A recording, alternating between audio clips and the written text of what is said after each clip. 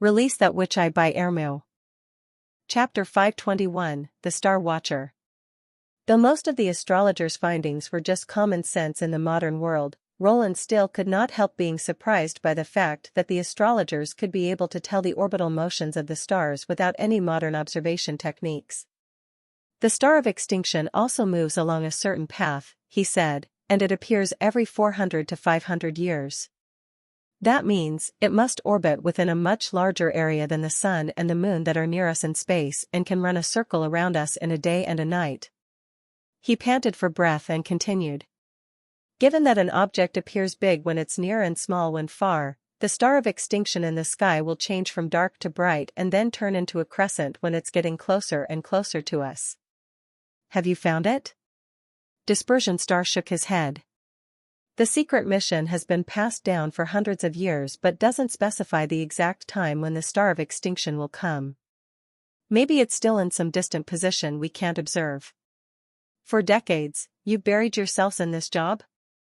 Yes, Your Majesty. The old man sounded very tired. I became an apprentice in the Astrological Association 40 years ago.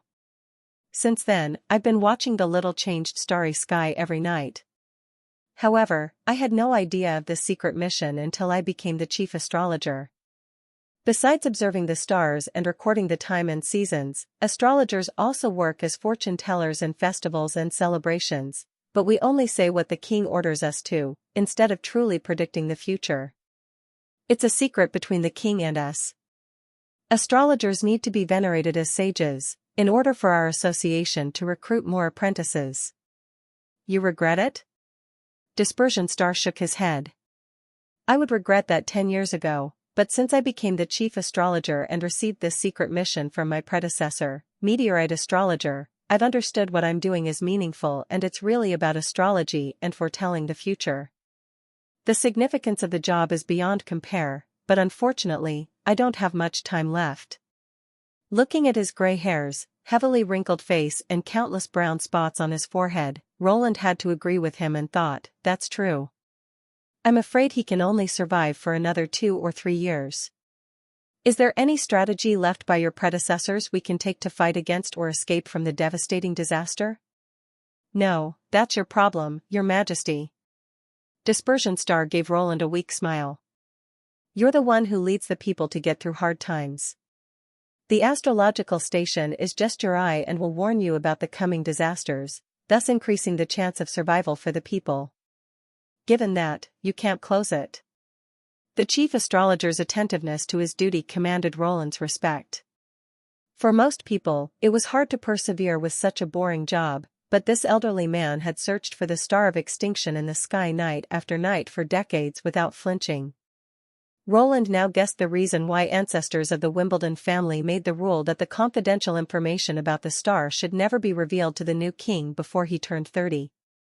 If young successors of the royal family knew about it, they would probably indulge themselves and do everything in their power to enjoy the rest of their lives.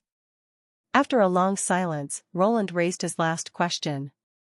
What about astrological associations of the other 3 kingdoms? They're searching for the star of extinction, too? I've no idea.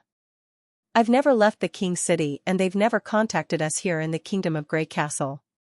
I see, and that's all for today. You decide not to close the astrological station? No, let's keep it, Roland answered, stood up and then walked towards the hall outside.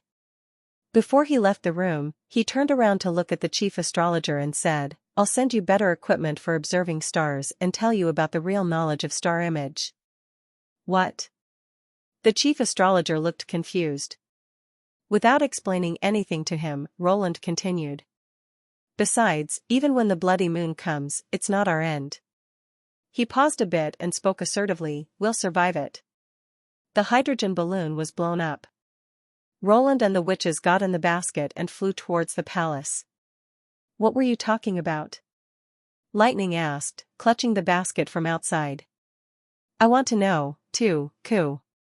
It's a story about a man who left his work half done, Nightingale said and shrugged. In that condition, how could I insist on closing it now? Roland rolled his eyes and described what had happened in the hall to them. I plan to send them to the western region, but let them finish what they're doing now at the astrological station. They've remained loyal to their duties for decades. You're indeed a merciful king, Wendy said with a smile. Coo, a kind man. Maggie flapped her wings and crowed, stretching her neck. Ahem. Roland quickly changed the subject. The star of extinction they're searching for should be the bloody moon mentioned by Agatha. When it appears, the world is going to come to an end. This prophecy must have something to do with witches. I think so, too, Sylvie said after a thought, and there's an obvious proof. This used to be called the Barbarian Land. There were only villages and no cities at all. How could the people here suddenly start to pursue something so impractical? It must be the survivors from the Union. When they came here to rebuild their homes, they brought the information about the bloody moon here and then passed the task on to the earliest astrologers. And one of them is His Majesty Roland's ancestor? Lightning said, excited. What a wonderful adventure. An adventure? Where's the danger, Coo? You fool, not every adventure is dangerous.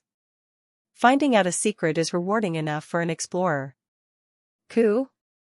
But you've said that an explorer should pay more attention to the experience than the results. Maggie blinked her eyes innocently.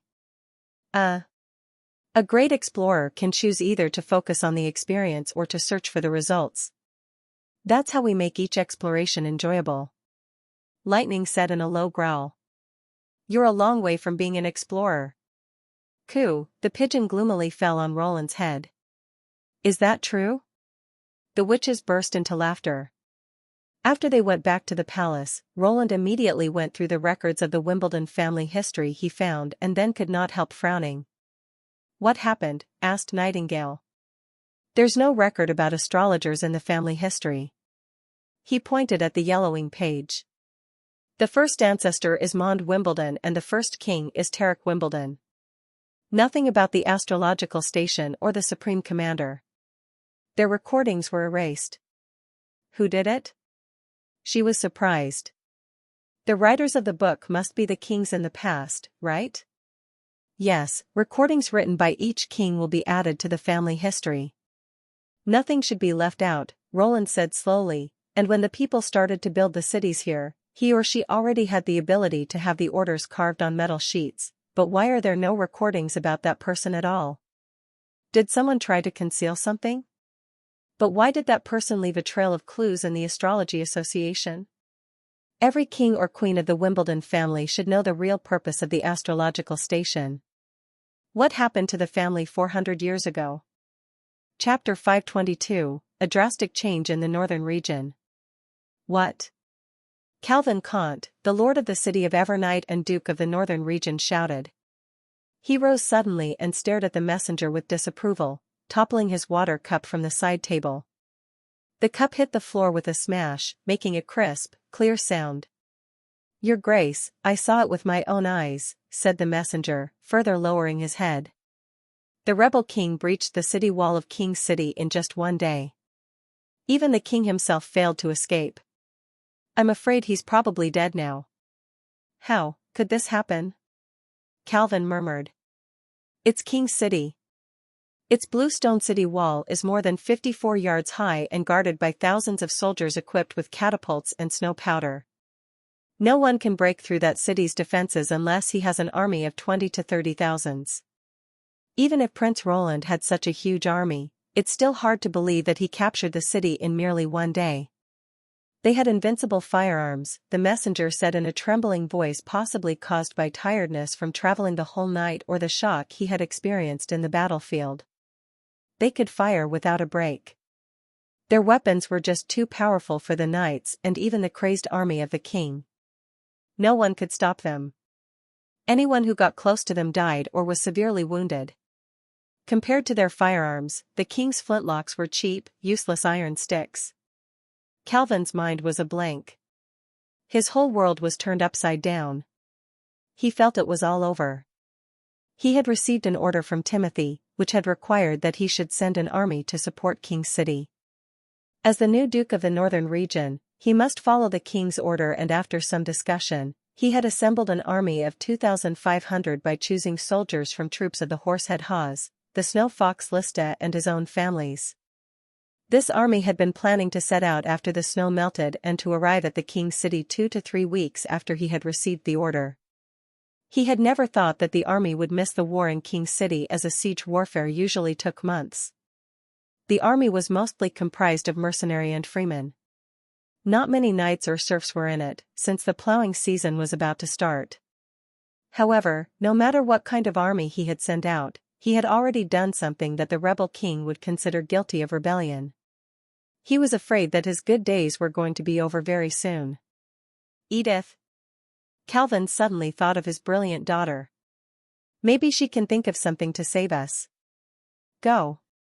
Bring my eldest daughter to my room, he shouted to a guard by his side. Edith soon walked into the study, wearing fitting clothes and carrying a training sword. Her hair was done up in a bun, and her nose was dotted with small beads of sweat. She had been practicing with her sword as usual and now seemed slightly displeased. I've asked you not to disturb me when I'm practicing. I know I promised, but we're in big trouble. Calvin urgently repeated what the messenger had told him and asked her, what should we do? He looked at his daughter, eager to hear a solution. Edith Conte, the brightest pearl of the northern region, was not only a beauty but also a naturally talented politician and strategist. She had contributed greatly to the success of her father's rising from an earl to the duke of the northern region, and even the sons of the Comte family were overshadowed by her. She was startled hearing that Prince Roland had conquered King's City in just a day, but quickly recovered and said calmly, "Now you understand why I didn't agree to marry Timothy?"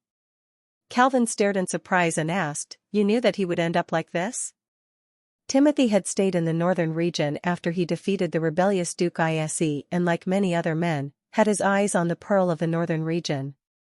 But she skillfully turned down the messenger he sent to her.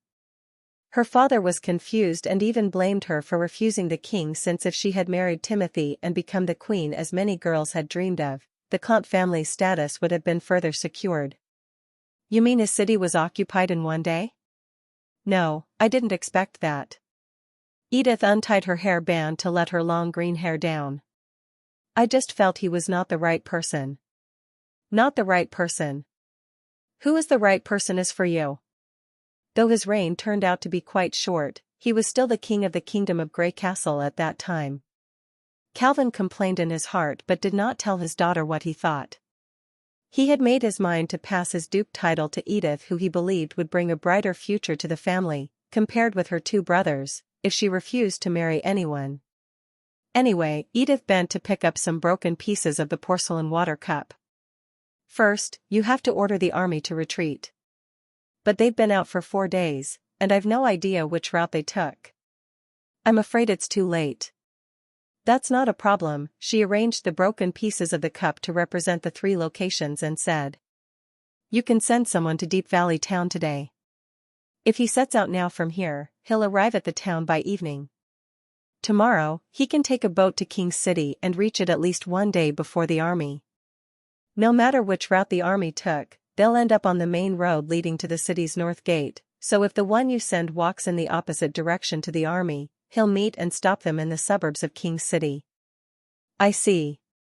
The Duke patted his head heavily and thought, I should have thought of this solution. The news was just too sudden and astonishing for me to react calmly and quickly. He said, I'll write a letter now. No, I'll send out a guard with my keepsake to deliver the command. Guard. A guard came to receive the order and then quickly left. Edith said slowly, Father, do you think we can withstand Prince Roland's attack? A shiver went through Calvin. He knew that the outer wall of King's City, which had been twice as sturdy as that of his city of Evernight, could not stand long in the suppression of Roland's powerful firearms. He replied, I don't think we can. So, it's not enough just to withdraw the army. She shrugged and added, Don't forget that it was Timothy who made you a duke. It's natural for Prince Roland to consider us his enemies, and it's just a matter of time for him to destroy us. Under such circumstances, we have to be more proactive. You mean that I should swing to Prince Roland? Calvin hesitated. But why should he trust me? Show your sincerity, Edith said softly. Most nobles hearing the news will be intimidated by Prince Roland's overwhelming victory over Timothy and won't be able to fight in unison against him. Given that, we would have to surrender to him as early as possible. I'm sure I'm not the only one who thinks this way, so we have to show sincerity great enough to impress him. But, how? Before Calvin could work out what she meant, Edith drew out her wooden training sword and smashed 2 of the broken pieces of the water cup with a smile. I think the Haas family and the Lista family would make great presents. What do you think, Father? Chapter 523, The Blood Pearl. In the evening, Calvin Kant summoned the nobles of the northern region to the castle. The fireplace in the banquet room burned brightly with swaying flames, causing the guests' shadows on the walls to dance up and down as if they formed a very unusual painting. 4 long tables traversed the hall, each placed full of steaming hot meat dishes and wine. It appeared to be a highly sumptuous dinner, yet the atmosphere was not relaxed at all. This was even more so after the Duke announced that King City had been seized. I've dispatched men to rescue the platoon that was sent out 4 days ago. Thankfully, they've returned alive, he declared in a deep voice while sitting on the host's seat. But today, the question I want to ask you is, what should we do about the northern region? The nobles looked around the room blankly. Perhaps, the news that Timothy was defeated in a day was so astonishing that everyone in the hall was speechless and afraid to reply. Calvin could see the fear and regret in the eyes of the lower nobles. Edith was right. We can't depend on these people to defend against Roland Wimbledon. Dividing the land was never an option from the beginning, there's only one path ahead. However, for the nobles who had only recently sought refuge with Timothy, it was rather embarrassing to openly turn around and switch allegiance. Why don't we send a spy to eavesdrop on Prince Roland? Someone in the room suggested after a long period of silence. If he doesn't disturb the northern region, we may as well endorse him as the new king. These words immediately garnered the approval of another noble. These are the Wimbledon family's issues.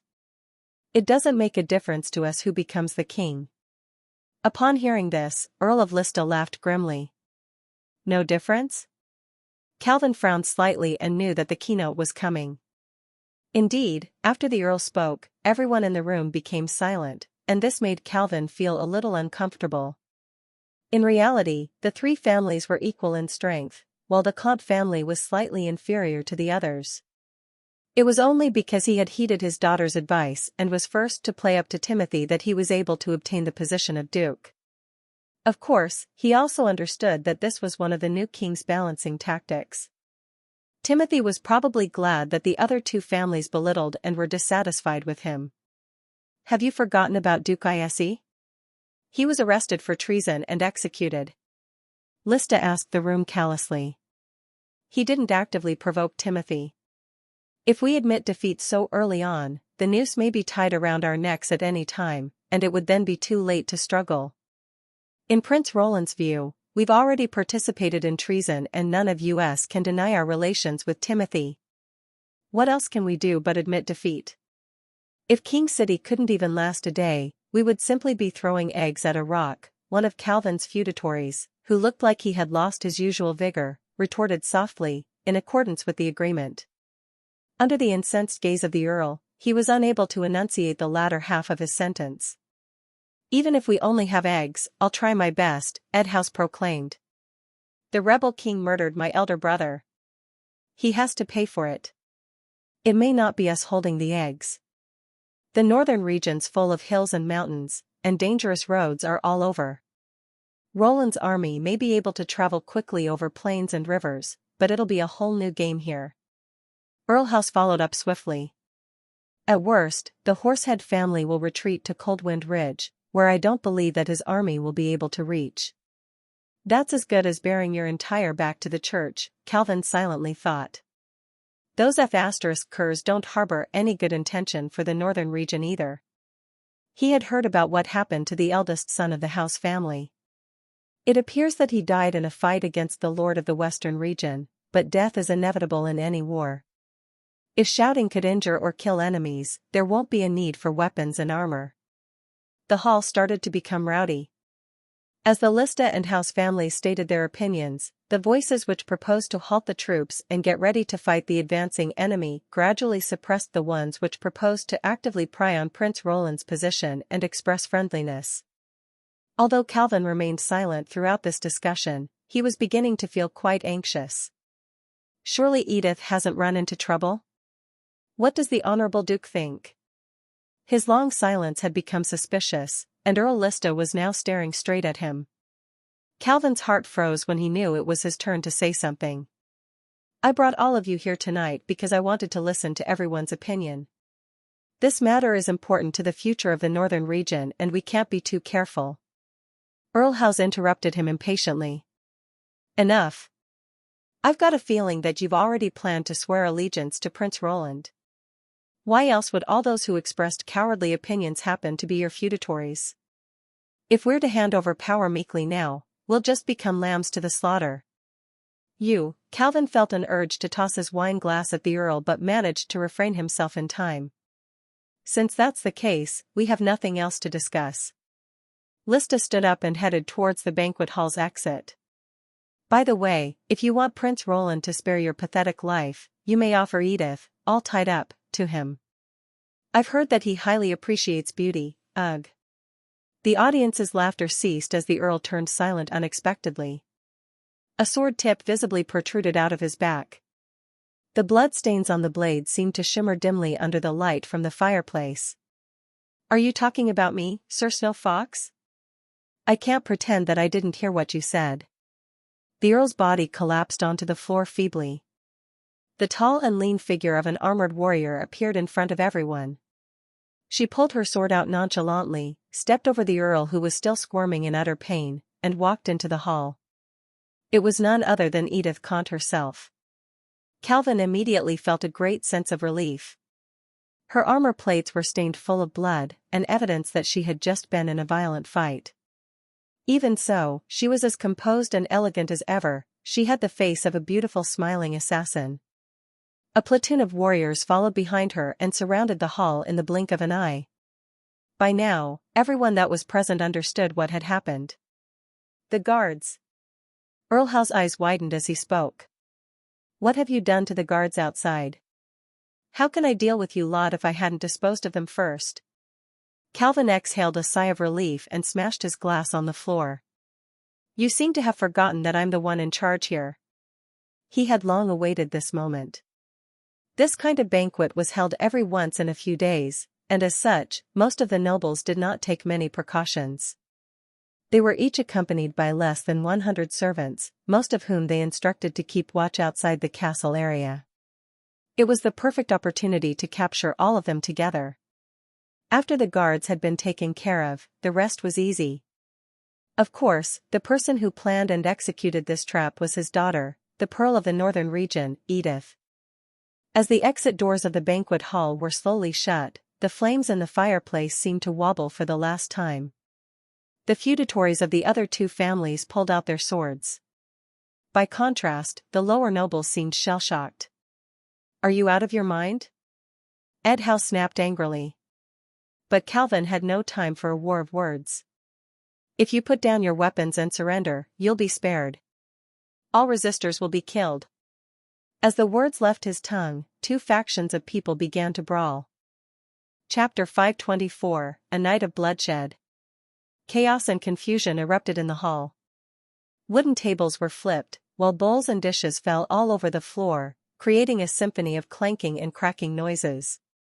Spilled soup flowed along the crevices in the stone slabs until it was everywhere. It was the first time for the Duke's two sons to witness such a life-and-death fight from such a close distance. The older son, Cole, held out his sword and stood in a rigid posture to defend his father. It was completely unlike his carefree attitude during training sessions. Meanwhile, the younger son, 17-year-old Lance, cowered behind his chair. Calvin sighed in silence. If he did not have Edith, his sons would probably not look so useless by comparison. The gulf of ability between her and them could not be bigger. Perhaps, they were already resigned to this fact and had long lost the courage and motivation to catch up with her. The Duke looked towards the center of the banquet hall. His wunderkind eldest daughter already had her eyes fixed on Ed House, the strongest challenger around. First, she took a bottle of ale and flung it at her opponent, forcing him to turn away. Next, she leaped up onto one of the long wooden tables and dived straight at him with her sword. Her quick and agile movements were like those of a cat. Ed adeptly parried her blows, and the clashing of swords caused sparks to fly. She struck out half a dozen times within a split second, and her sword came together with Ed's to form a continuous clinking sound which seemed to signal the impending arrival of death. In this critical situation, Ed displayed frightening technique and strength to negate every one of her strikes. It was hard to pick a winner. While they fought around the long tables, many of the House family's knights had already succumbed in battle. Yet, Ed did not flinch or cower but instead became increasingly aggressive. Calvin began to worry. As evident from the bloodstains on her armor, Edith had earlier been involved in another tough fight. Even if she was not wounded, her physical strength had been expended considerably. Furthermore, as a female, she was naturally disadvantaged in terms of strength. It would be unfavorable to her if the tussle drags on. However, there was not a trace of fear on Edith's face. Her eyes were fully focused on her opponent, her bright pupils were like twinkling stars that could illuminate the world. Beads of sweat flung out of her hair ends with every strike she made. Although her energy was visibly diminishing, she continued to thrust relentlessly at her opponent, forcibly keeping him in a defensive stance. Ed seemed to take notice of this. With a loud roar, he changed to a technique which would deal great injury to both of them. However, Edith was not keen on exchanging blood with blood, and became the one deflecting attacks. The disparity in strength between them finally told. Edith lost her balance as her sword was sliced into two, causing her to fall off the long table. The Duke's heart jumped into his throat. F***ck, help her now. However, even the nearest guard was not able to assist, everything happened too quickly. Instead of attempting to stand up immediately, Edith astutely used the remainder of her sword to slice off the legs of the long table. At this moment, Ed jumped onto the table with both of his arms raised, intending to finish her off with a powerful blow. He completely did not notice what she had just done. Calvin stared in disbelief at what followed. The table, missing a leg, caused the knight to lose his balance. If the table toppled normally, he would have been able to leap off easily. But just at that instant, all of his strength was concentrated in his arms, while his feet were fixed on top of the table, and his body was hunched forward in the chopping posture. As such, he fell headfirst onto the floor with a loud thud. There was no chance of a comeback. Edith jumped onto her opponent's back and pulled out a dagger from her waist. She plunged it straight into his neck and twisted it. The knight's body began to spasm. Was it a matter of luck? Probably not. The Duke realized that Ed had fallen into his daughter's trap the moment he jumped onto the table. When Ed took over his opponent's high position, it made him feel as though he had turned defeat into victory. The advantage that he built up over the course of the fight caused him to think that strength and power alone would decide the outcome, and his confidence grew at the sight of his opponent's weakening resistance. This was why he placed all of his strength into his final blow. Under normal circumstances, Edith would not have been able to survive it. But this turned out to be the perfect opportunity to trick him into losing his balance completely. The resistance of the two families did not last very long in the face of opponents who outnumbered them by 3-1. After less than 10 minutes, the hall quietened down again. The fireplace continued to burn calmly, while the only noticeable difference in the hall was the strong smell of blood that mixed together with the smell of spilled alcohol and other drinks. The Duke returned to his seat and looked around the room. The lower nobles hurriedly lowered their heads and did not dare to look straight at him. Earl Lista and Earl House conspired against King Wimbledon and have been duly punished. Right now, you all have a choice. Do you all want to serve these two corpses or the new king? This time, the responses were uniform and there were no extra remarks. So, it's settled? In the study, Calvin used a handkerchief to wipe off the blood stains on his daughter's forehead. Will His Majesty Roland Wimbledon accept us? You were calling him a rebel king only yesterday, Edith quipped teasingly. Are you going to pledge homage to him so soon? Wasn't this what you said? The Duke glared at his daughter. Since we can't beat him, we may as well surrender earlier. If we don't win his trust, the nobles will hate us too. In fact, the execution of the two great noblemen without going through due process violated the bottom line agreed among the noble. If it was not for the fact that the Kingdom of Grey Castle had been at war for 2 years and the lords of various lands had changed rapidly, as well as Timothy being a bad example, Calvin would never have dared to do things as his daughter had suggested. I don't know if we can. What? The Duke quivered and nearly dropped his handkerchief. You don't know? Indeed. All we can do is to display our sincerity, but ultimately it'll be Prince Roland who decides the fate of Northern Region. You should know this, Dad, Edith said almost nonchalantly. There's a chance he'll send his own people to take over Northern Region, and it won't be surprising if your rank is lowered. But I know that if we don't try, our Comte family won't have a chance to survive. Calvin stood rooted for a long time before he sat back down, looking extremely displeased. He knew that his daughter was right, but yet he found it hard to accept her reply. He did not want to lose the position of Duke. Just then, Edith laughed. Don't lose heart, Dad. You still have much work to do tomorrow. We'll seize the mansions and fiefs of the two earls. Besides, the outcome of this matter will heavily depend on the level of competence we display to His Majesty. She paused for a while, before continuing.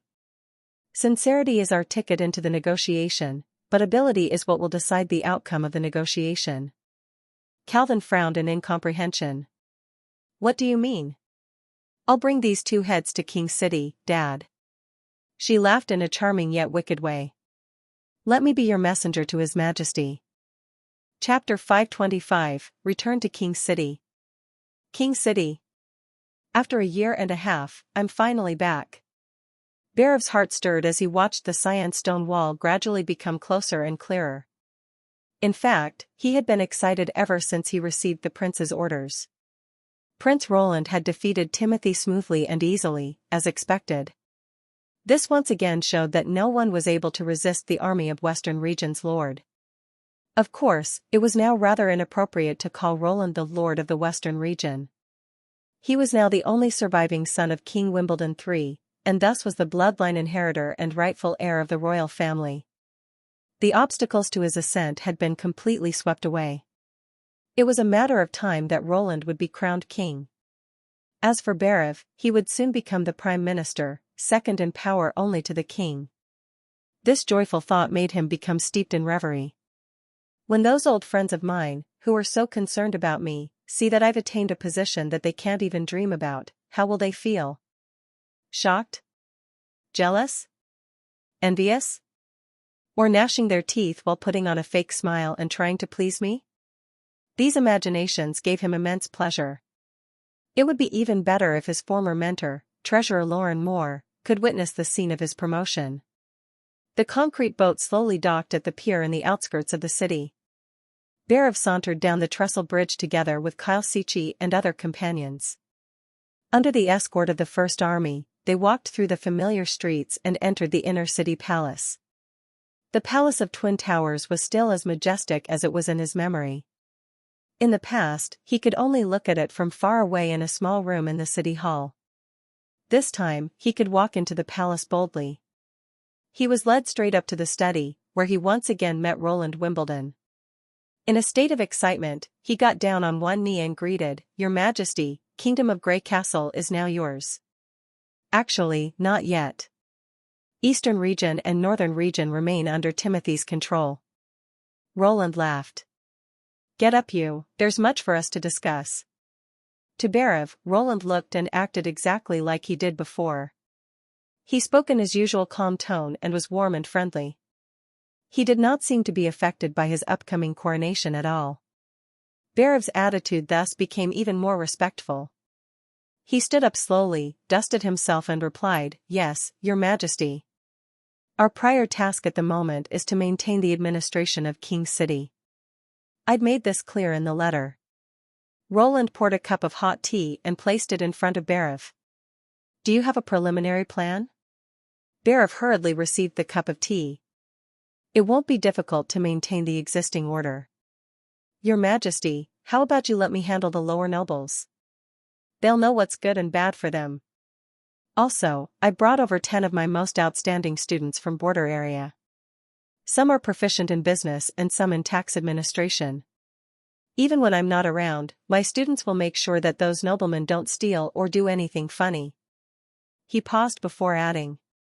But, Your Majesty, I hope you'll assign the left-behind soldiers of the First Army to assist in their supervision. Without military forces insurance, supervision alone may not have the right effect. Roland appeared a little surprised. You don't wish to remain in King City? Of course not, Your Majesty, Barav replied without the slightest hesitation. The government affairs of City of Neverwinter are much more complex and important. As such, I can't be away for too long. And it'd be too exhausting for you to go and handle these issues yourself. Please, Your Majesty, let me continue to manage the City Hall of City of Neverwinter for you. It has suited me well to serve under you. Barav had thought very clearly about this. His Majesty had confirmed that City of Neverwinter would become the new capital of Kingdom of Grey Castle, and therefore, it was only a matter of time that it overtook this city. At present, the former's population and development potential had already surpassed King's City, and after the launch of the new batch of recruitment programs, its scale would be unarguably greater than any other city within the Four Kingdoms. Of course, he would get to listen to the mourns and wails of his old friends if he remained in King's City, but over time, he would inevitably get bored and sick of them. Furthermore, such mourns and wails could not provide him with more authority and influence, and on the contrary, would gradually pull him away from the power center. He knew that it was only by appearing regularly in front of His Majesty Roland that he would be able to leave a strong impression. Roland gleefully observed Barav for a long while until the latter lowered his head out of his guilty conscience. Then, Roland consented. All right. But my condition is that the change of City Hall officials mustn't cause King City to fall into disorder. You should know that every single person in this city is important to me. Subsequently, His Majesty inquired about the details of the situation regarding the mining and farming projects in Longsong area. He paid particular attention to the latter. Barav had known about Roland's preference beforehand and thus had obtained information about the farming projects from Petrov. He replied smoothly to every question, such that Roland continually nodded in agreement. The afternoon passed quickly. After asking his last question, Roland patted Barav on his shoulder to show his appreciation. You've done well. I won't have to worry when I'm out leading the army into battle. Go and have dinner. We'll discuss the development plans of Longsong area tomorrow. Yes, Barav hesitated for a moment. He noticed that out of so many questions, Roland had not mentioned his coronation. Your Majesty, may I know when you intend to be officially crowned and proclaimed king? Plans haven't been made, Roland replied calmly. What? The City Hall director could not believe his own ears. These things should be arranged as early as possible. With it, your prestige will increase tremendously, and the people's hearts will unite as one. There aren't any downsides. Why don't you? It needs too much time. Roland cut him short, stood up, walked over to the window, and looked down at the magnificent city under the dusk light. I've asked the ceremonial officer. He says that a full coronation will require many months of preparation. Aside from making the gold crown and the gem scepter, invitation letters have to be sent to the church and the other 3 kingdoms. The ceremony can only begin after all of their emissaries have arrived. Even if we omit the holy city of Hermes, Kingdom of Everwinter and Kingdom of Wolfheart, it'll still require more than a month to contact Kingdom of Dawn. This will severely slow down our plans for the second half of the spring offensive. Your Majesty, you can simplify this process. That would lower the prestige of the coronation, such that it might even have an adverse effect. Roland shrugged his shoulders in rejection of Barav's idea. Even Timothy pays heed to this process. I can't appear to be more anxious and cheaper than him. However, my ambassador to Kingdom of Dawn will set off shortly. He'll notify them about this. When we get a formal reply from them, it won't be too late to consider this matter." After Barov took his leave, Roland could finally exhale a sigh of relief. There was another reason that he had not mentioned. It was the deep and pervading notion of focus on amassing grains, while slowly becoming king, in other words, become rich silently. At present, he only occupied Western region, which was not even a third of the land area that Timothy occupied when he was king. It was best to be modest before the church officially attacked Kingdom of Dawn, and it would be troublesome if Hermes made him the prior target. Though he was no longer afraid of falling out with the church, he did not want to draw aggro on behalf of others. Shortly, Roland summoned Kalsichi to his study. He was hoping that his chief alchemist had already thought of a way to intimidate the alchemist workshop of King's City. Chapter 526, The Alchemist Workshop. The refining hall located in the east of the city was Retinan's favorite place to stay. It was a place always full of vitality, often filled with students and apprentices constantly moving materials back and forth. He could see steam rising from various vessels and perceive the smells of sulfur and acid water. Occasionally, he could hear crashes of broken glass, usually accompanied by loud scoldings from alchemists. Even though he was promoted to one of the 3 chief alchemists 2 years ago and had his own alchemical room, he preferred the busy and crowded refining hall for inspiration. Just like the refining hall where people of different kinds gathered and mingled, alchemy was a process of mixing various matters. Nevertheless, only a few, such as crystal glass and snow powder, could distinguish themselves from the ordinary and shine through the muddy mixture. The charm of alchemy lay in the refining process, in which those grayish-white sand and black charcoals could turn into such a splendor that nobody had ever foreseen. The same held true for people. The alchemist workshop accepted a large number of new apprentices every year, but only a very few of them would eventually stand out from the rest and become first-rate alchemists. Retin was one of the very few. It had taken him 34 years to go from apprentice to chief. Although he was now nearly 50, with one foot in the grave, he felt content with his life, for having learned the aesthetics passed down from the sages. The only thing that disquieted him was the recent round of incidents in the King's City. The biggest overturn was the change of the king. After Prince Roland hanged Timothy, he had indubitably become the successor of the king. The news should have had nothing to do with the alchemist workshop. They needed to be responsible for alchemical production, whoever the king was. However, he was not sure if they could stay out of this trouble once Prince Roland found out they had provided Timothy with snow powder as a war material. King City had gradually restored its peace. Yet the fact that the prince had visited the astrological station instead of the alchemist workshop gave Retin an ominous feeling. "Are you still worried about the Astrology Association?" asked a voice at his side. "It's not like you to sit here in a daze," brows furrowed. Judging from the unguarded tone, Retin knew it must be another chief alchemist.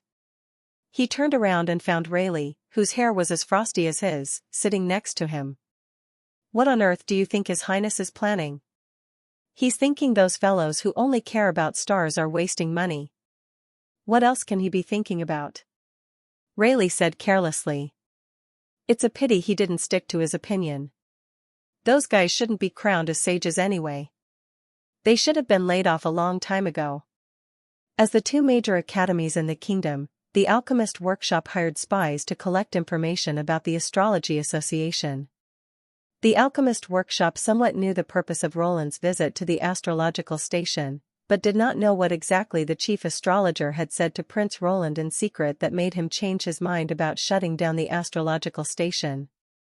"Are you worried that the Alchemist Workshop will be shut down as well?" He patted Retin on his shoulder heartily.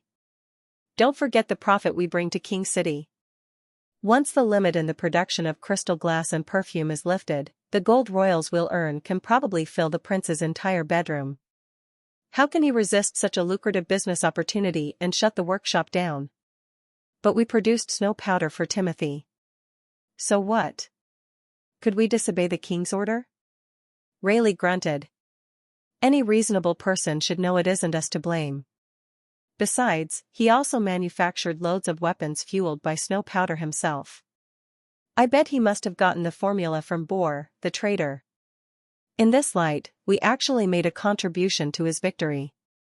Perhaps he'll even reward us if we hand in the advanced formula. Hopefully. Retnine nodded, feeling a little relieved. Like Rayleigh had said, the Alchemist Workshop was the largest gold production organization. The prince might have been stuck in the middle of something and therefore failed to visit them right after the war. Just as Retnine was about to instruct a group of alchemists, a student dashed into the hall. Out of breath he shouted.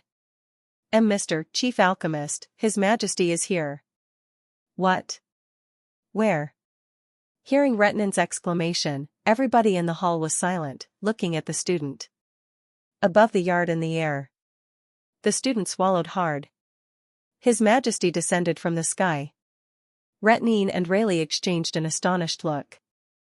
Bring Chief Alchemist Archer here. Everybody else, follow me to greet His Majesty. Yes, sir. A giant balloon that covered almost half of the sky was floating in the air outside the Alchemist Workshop. Soldiers armed with snow powder weapons surrounded the yard.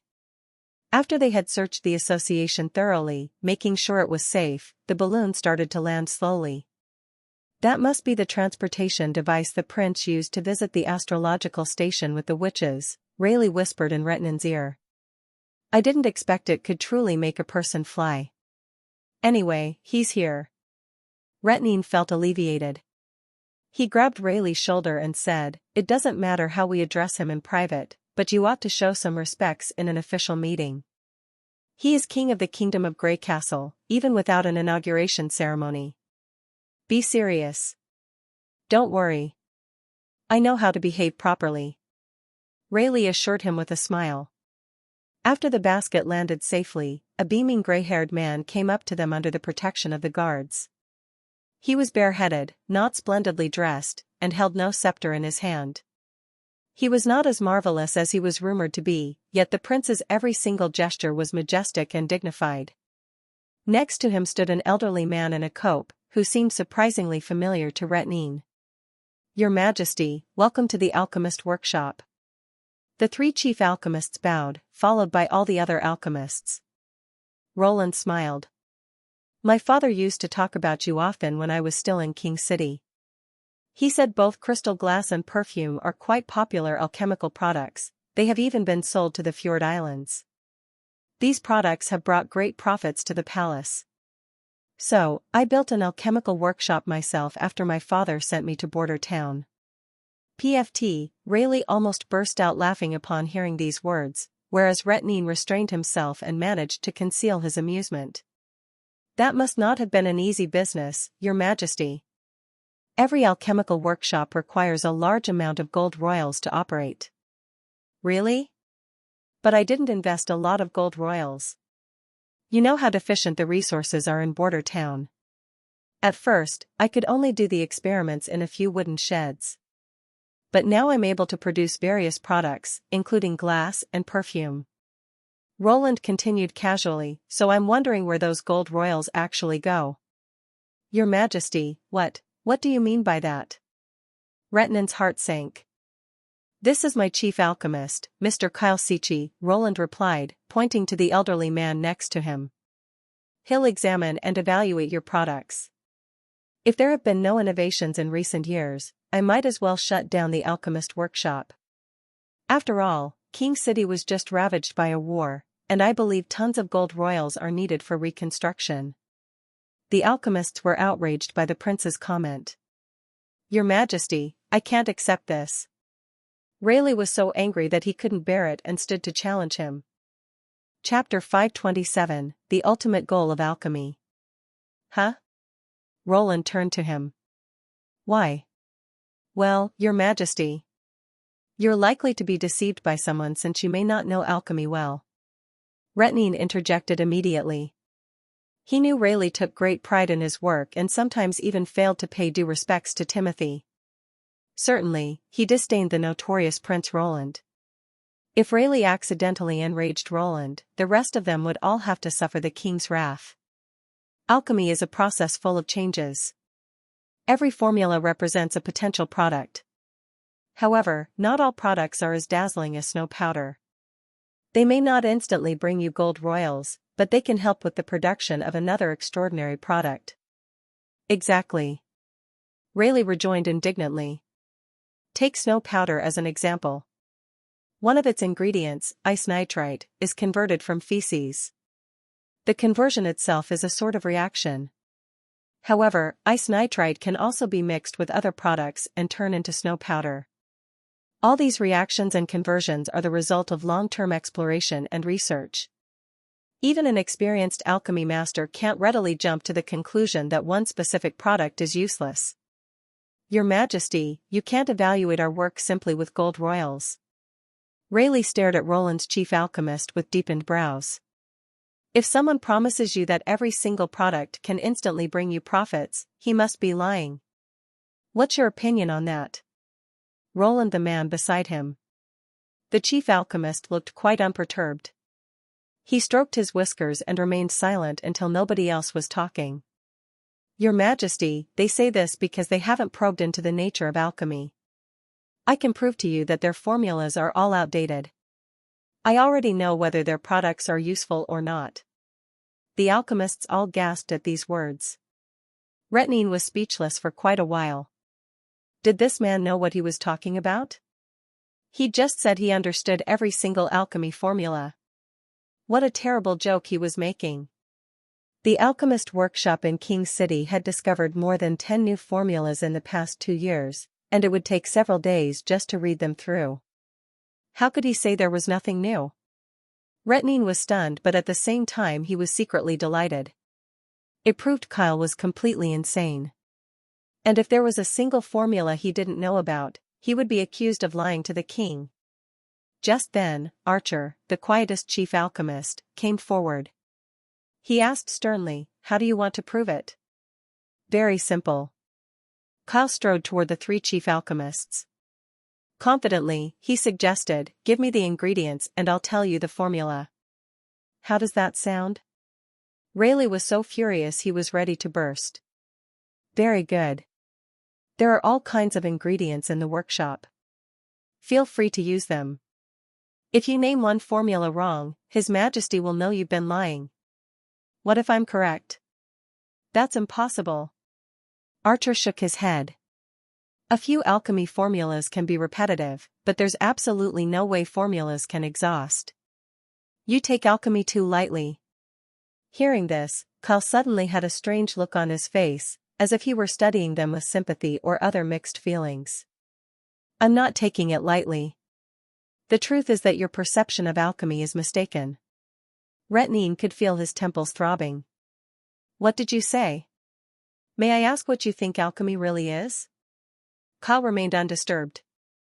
Do you think it is chaotic, volatile, and too complicated to study? No. You're wrong about alchemy all the way from the beginning, or rather you know nothing about the nature of matter. Nonsense. Rayleigh hollered. Are you implying that the theories passing down from sages are simple and straightforward? If so, why are there so many derivations and why is every single rock different from another? To Retin's horror, a winning smile fluttered over Kyle's face. Ah, yes. It's simple and straightforward, it is. What are you? As to the reason why the world is diverse and manifold, it's beyond the scope of alchemy, Kyle explained placidly. In other words, it's a higher realm that I just got a chance to set foot in. Enough. Retin stopped Rayleigh, who was about to explode. Ask the students to prepare the materials. I'm sure all this monstrous absurdity will be refuted by facts later. If he let Rayleigh keep going, the latter might raise his voice and lash out at Kyle, and perhaps even start to criticize Roland who employed him. The man was indeed crazy to think that alchemy is simple and straightforward, Retin thought bitterly. He would definitely teach Kyle a lesson afterwards. A long table was arranged in the refining hall, with 3 vials and 3 pieces of paper on the top. Each piece of paper contained the names of the ingredients. After a heated discussion, the 3 chief alchemists each selected a formula for Kyle Sichi to prove his theory. In order to show fairness, as well as to stop Kyle's blabbers, the 3 wrote all the ingredients' names down. However, it would not be their business as to whether Kyle recognized them.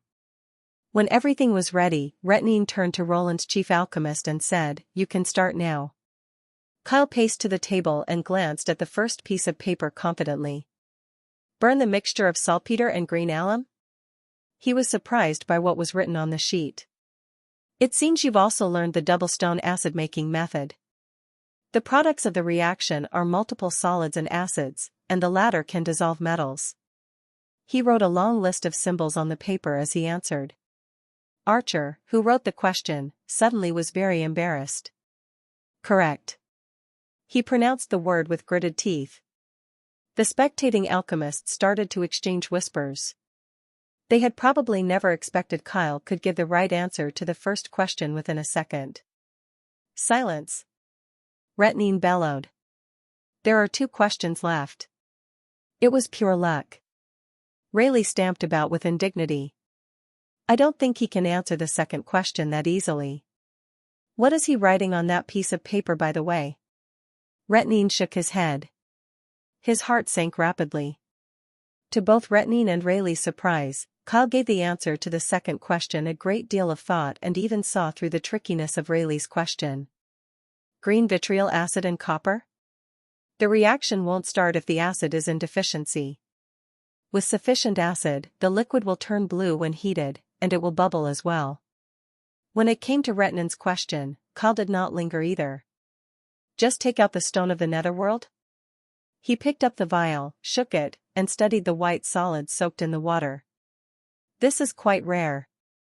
It will burn on its own in the air and produce white smoke and white solids.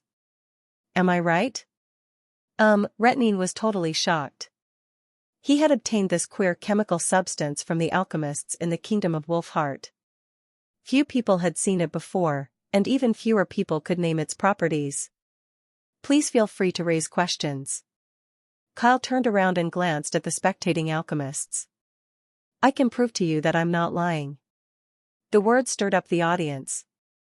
"What will happen when burning the mixture of ochre and charcoals?" Ochre is essentially a kind of special iron ore. If the temperature is high enough, we'll be able to get iron from it. "Why are the colors of glass obtained via smelting different?" "Didn't you say alchemy is invariable?" "Because of the different impurities in it. We need the purest gravel to produce crystal glass." "Sir Kyle, I have a question." "Me too." To Retin's astonishment, the atmosphere in the hall was changing swiftly. The alchemists were gradually convinced by Kyle's extensive knowledge and naturally started to show some respect to him. It suddenly struck Retin that the alchemists were slowly accepting Kyle. "Shut up, all of you!" Rayleigh cried abruptly. "These are all old formulas the alchemist workshop has known for ages. If you really understand all formulas, then write a new one that nobody has ever discovered. For example, the ultimate goal of alchemy." "That'll be impossible," thought Retin, who swallowed hard. He believed all the alchemists here thought such a goal was as unrealistic as a mysterious legend. However, he was astounded to notice a smile lingering on Kyle's lips. Kyle Sichi smiled to all the members of the alchemist workshop, who rested their eyes upon him. "Are you saying turning stones into gold?" "Of course, I can. Let me show you." Chapter 528, Turning Stone into Gold. "Could it be that you've extracted the philosopher's stone successfully?" Archer asked in a trembling voice. The hall suddenly fell into pin-drop silence. It was perhaps an answer that everyone wanted to hear. The philosopher's stone, the culmination of alchemy, and the rumors claimed that it had the ability to transform anything, which was the very reason why alchemy was called the art of philosophy.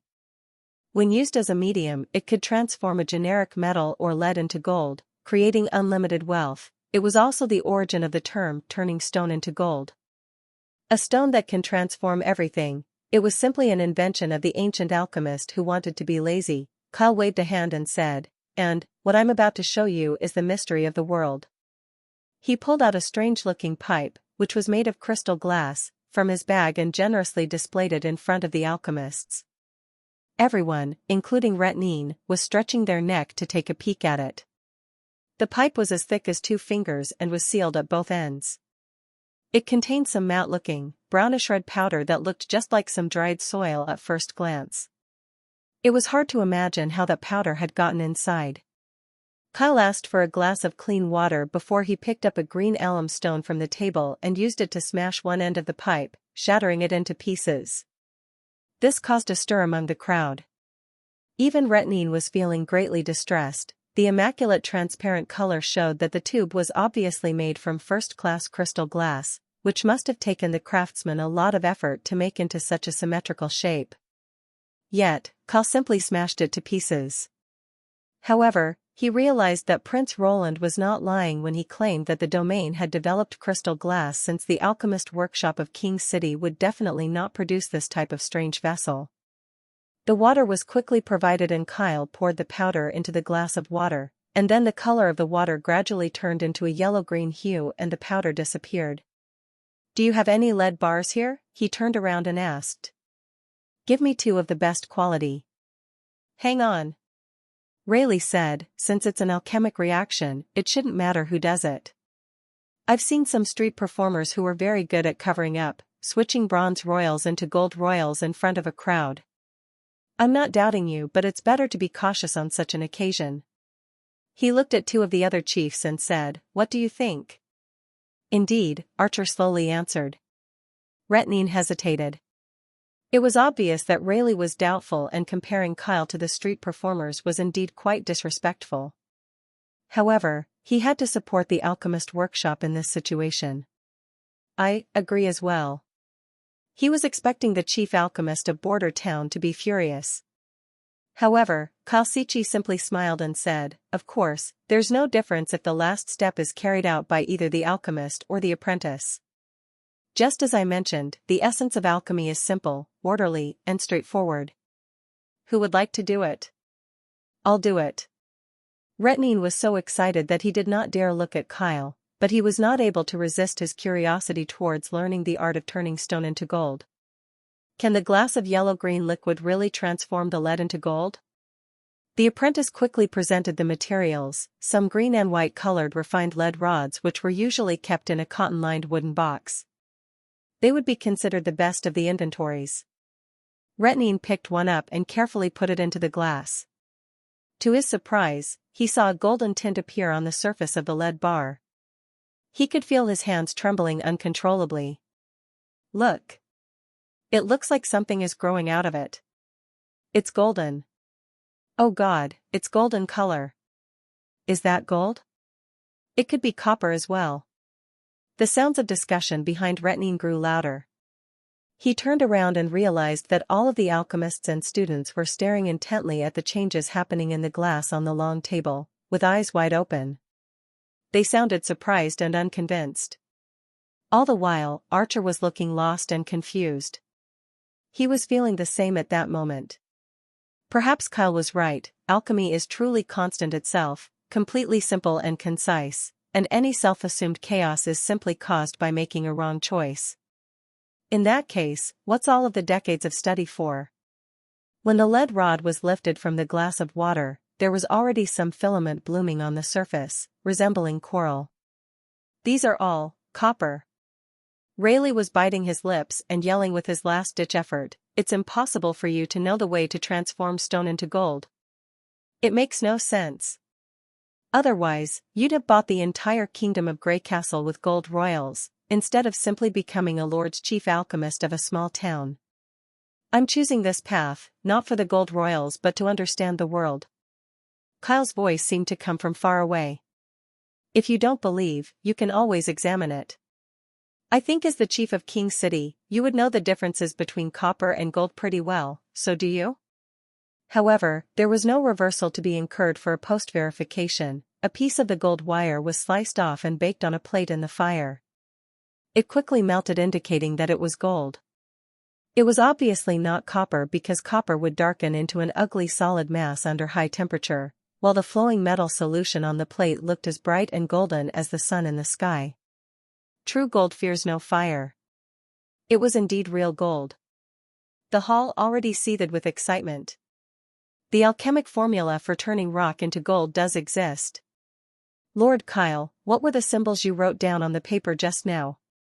Was that part of a higher level formula?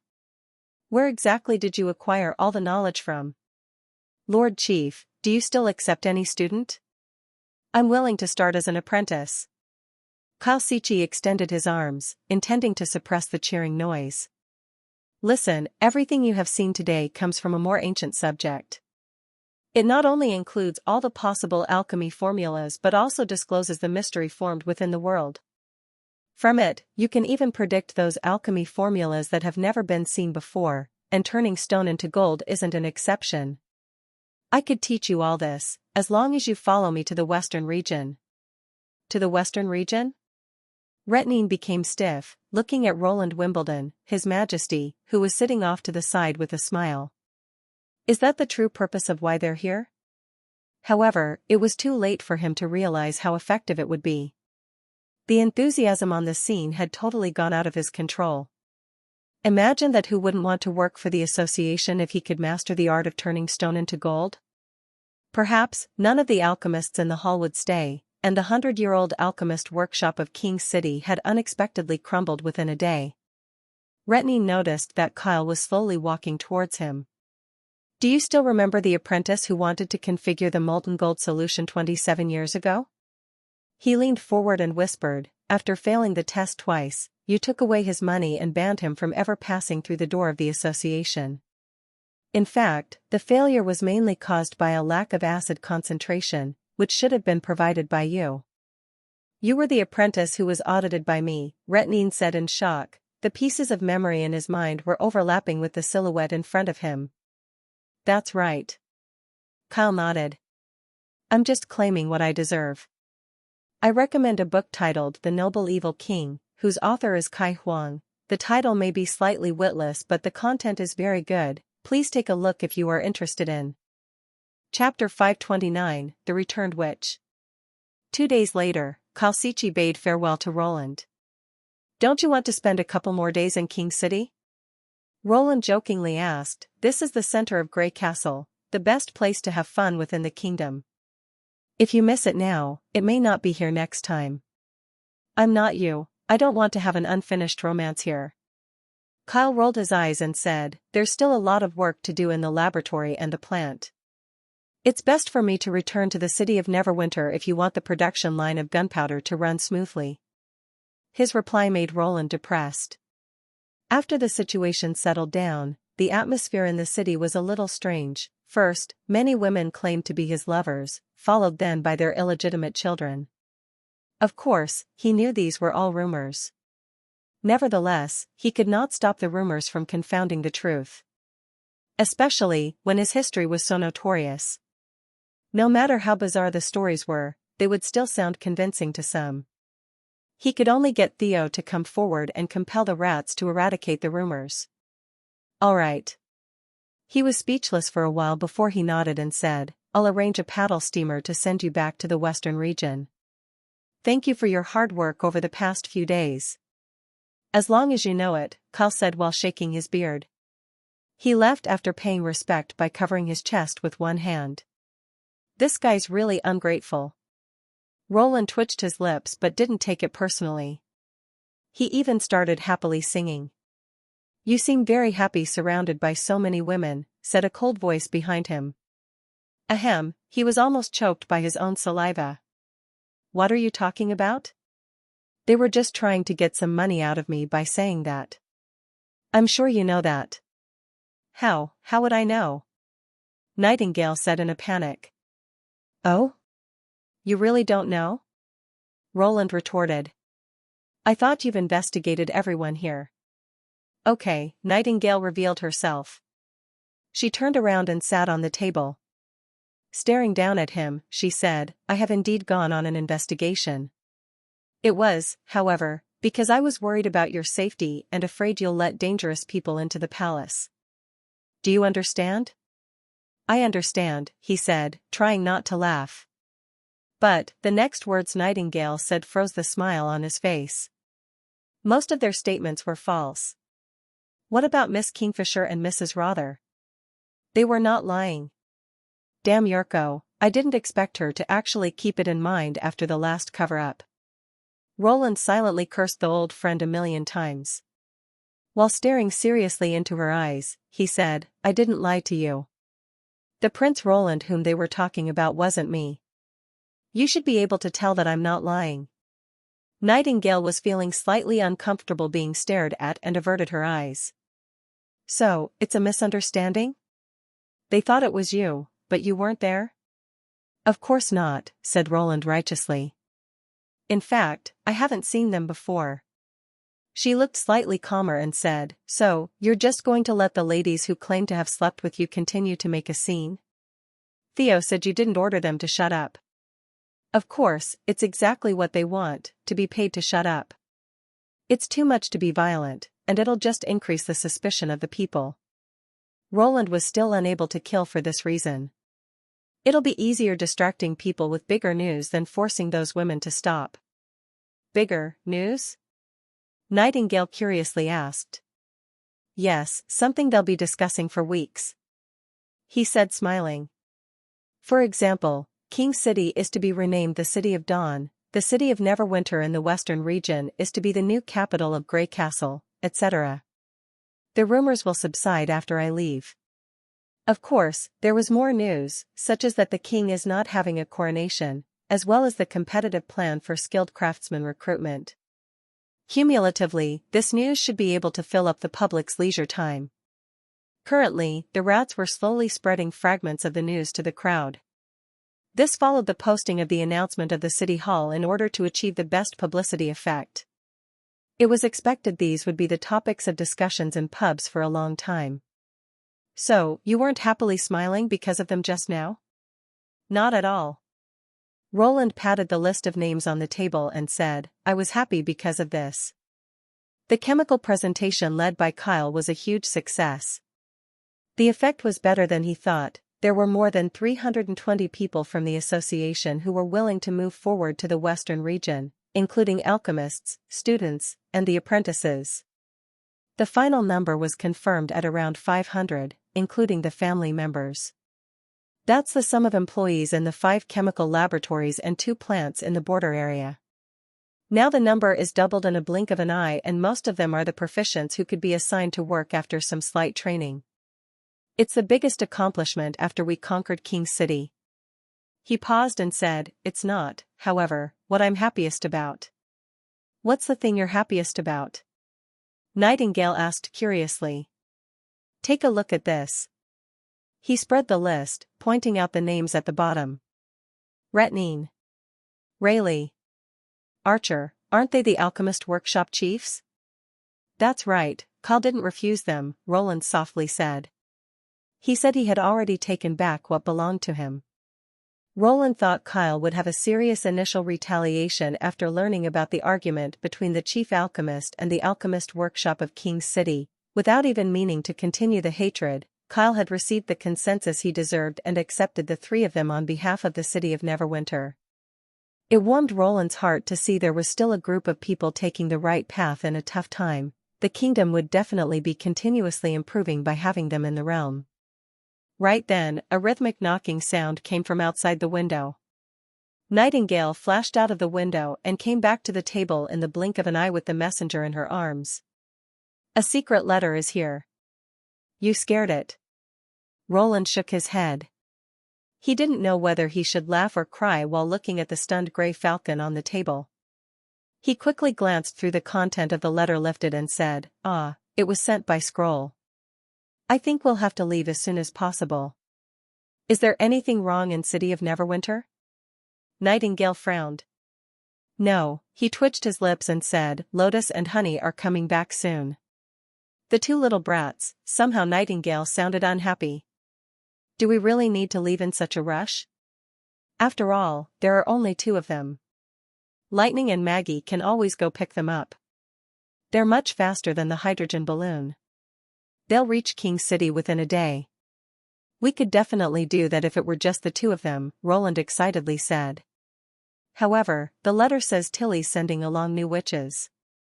Chapter 530, Lotus Concerns. The surface of the vast sea regained its former clear blue hue. The charming beauty sailed forward, riding the wind and waves. The hull moved up and down in the glittering waves, making rhythmic creaks. Set the sail full. Boys, move. One-Eyed Jack shouted, "We can make it to the shallow beach today." The sailors on the mast were singing a work song together and pulling the 3-finger-thick Hessian rope, releasing the sail bit by bit. With the ever-changing weather on the sea, they had to repeat such release and roll-up movements several times a day. Lotus watched the sailors, as flexible as monkeys, climbing back and forth over her head. So troublesome, the old captain walked towards the witches and said, "It would be so much easier if I had a boat such as those in Crescent Moon Bay. They can navigate without sails." "What's the thing called again?" "Paddle steamer," Lotus said, raising her eyebrows. "It was made by His Highness, Prince Roland himself." "Why don't you ask His Highness to build one for you?" Honey asked, teasing the seabird on her shoulder. "His Highness may not do others such a favor, but he may do it for you." "You little brat, you make it sound like I'm very close to him." "Well, you're close to Lady Tilly," Honey stuck her tongue out and said, "and His Highness Roland is very kind to Lady Tilly." Jack smoked his pipe heavily, feeling a pain in his chest. "Never mind. I heard from those merchants that one paddle steamer costs more than 1,000 gold royals. That's the amount I'd never have even if I were to sell all of you." "That's not for sure," Bree said jokingly. "In Sleeping Spell, the reward for Lotus is counted by hundreds of gold royals. Besides, last time a merchant named Durat Kimshu intended to employ her for a long term with 1,000 gold royals. That's only Lotus, so the 4 of us would be worth much more." "Breeze." Lotus punched Breeze angrily. "You knew what he was up to. I don't want to hear that man's name ever again." "Just kidding." Breeze held Lotus into her arms and said gently, "How could I ever sell you?" When Lady Tilly heard about Kimshu's proposal, she practically negotiated with the entire Chamber of Commerce of Crescent Moon Bay. After that, no one would dare do such a thing anymore. "You two seem to get along well." Jack spouted some smoke rings. "But the other 2 over there do not seem to have much to talk to you." On hearing that, the 3 of them fell into silence for a moment. A while later, Breeze broke the silence. They were witches from the kingdom of Wolfheart. The old captain felt confused. "Aren't you all the same?" "They support Heidi Morgan more than Lady Tilly." "Morgan," the captain stroked his chin and thought for a while. "Is she a noble in the kingdom of Wolfheart?" "Only from a branch." Breeze waved one hand. "Nothing serious. It's just we haven't been together for long, so we can't open our hearts to each other yet." The old man seemed to have realized something, so he did not pose more questions. Lotus did not know much about the nobles in the kingdom. She only knew witches from Sleeping Island were not as close as the witches in Border Town were. Among the witches in Border Town, most of them were from the kingdom of Grey Castle, and a small group of them were from the kingdom of Dawn and the kingdom of Wolfheart. Since Tilly was the organizer of the migration operation and had the noblest status, all of them, including the foreign witches, just regarded her as the leader. But after the church in Fjord Islands was eradicated, the situation had changed. Lotus, who had returned to Sleeping Island after the months of demons, could clearly sense it.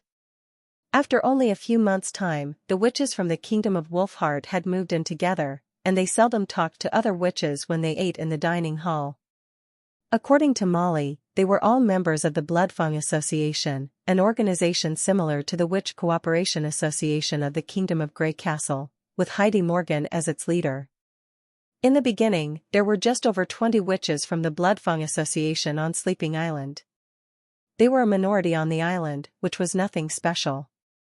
The extraordinary thing was that 18 of them were combat witches. In other words, the Bloodfang Association had carefully selected its members before the enrollment, and only those witches who were powerful could join in, which was totally different from the way the Witch Cooperation Association and Sleeping Island enrolled witches. Because of this, the Bloodfang Association was very competitive. When Tilly had carried out her eradication plan, the small group of witches from the kingdom of Wolfheart alone took care of the Twin Dragon Island Cathedral, which had the most believers. And because of this, Heidi Morgan thought the Bloodfang Association was the core of Sleeping Island. Although Morgan did not express her opinion in words, Lotus could feel it. Lotus did not like the argument that combat witches had higher status than non-combat witches, and she agreed with Lady Tilly's idea of witch equality. Unfortunately, not everyone shared her opinion. While Lady Tilly was away, Heidi had fought several times with Camilla Derry, chief butler of Sleeping Island.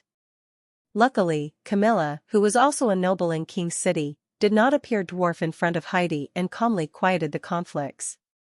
At this thought, Lotus sighed helplessly. She was not worried about Lady Tilly's safety. After all, Ashes, the most powerful witch from Sleeping Island, was a faithful supporter to Lady Tilly. Ashes was the only extraordinary who could fight wearing a god's stone of retaliation. In her presence, all the other witches from the Bloodfang Association would not stand a chance to win. What worried her was this trip. Honestly, she did not want to stay with the witches from the Kingdom of Wolfheart. And also, the witches being chosen for this trip were a weird combination, except for herself and Honey. 2 of the other 3 witches were combat witches. Normally, Lady Tilly should have known that His Highness Roland preferred assistance witches because those bizarre weapons he owned were enough to enable the commoners to defeat the judgment army of the church. To what end did she send the witches from the Bloodfang Association? She racked her brain but failed to find an answer, so she decided to put these distracting thoughts aside. Maybe Lady Tilly had her own concerns beyond her comprehension. As the sun moved to the west, the golden shallow beach shone in everybody's eyes. At the same time, a hot air balloon appeared, floating in midair along with a strange, giant bird. Oh God! What's that? The sailors on deck exclaimed when they saw the strange bird fold its wings and dive towards the charming beauty. As the bird drew closer, its sharp claws and bloody mouth became visible to the sailors. Is there an enemy?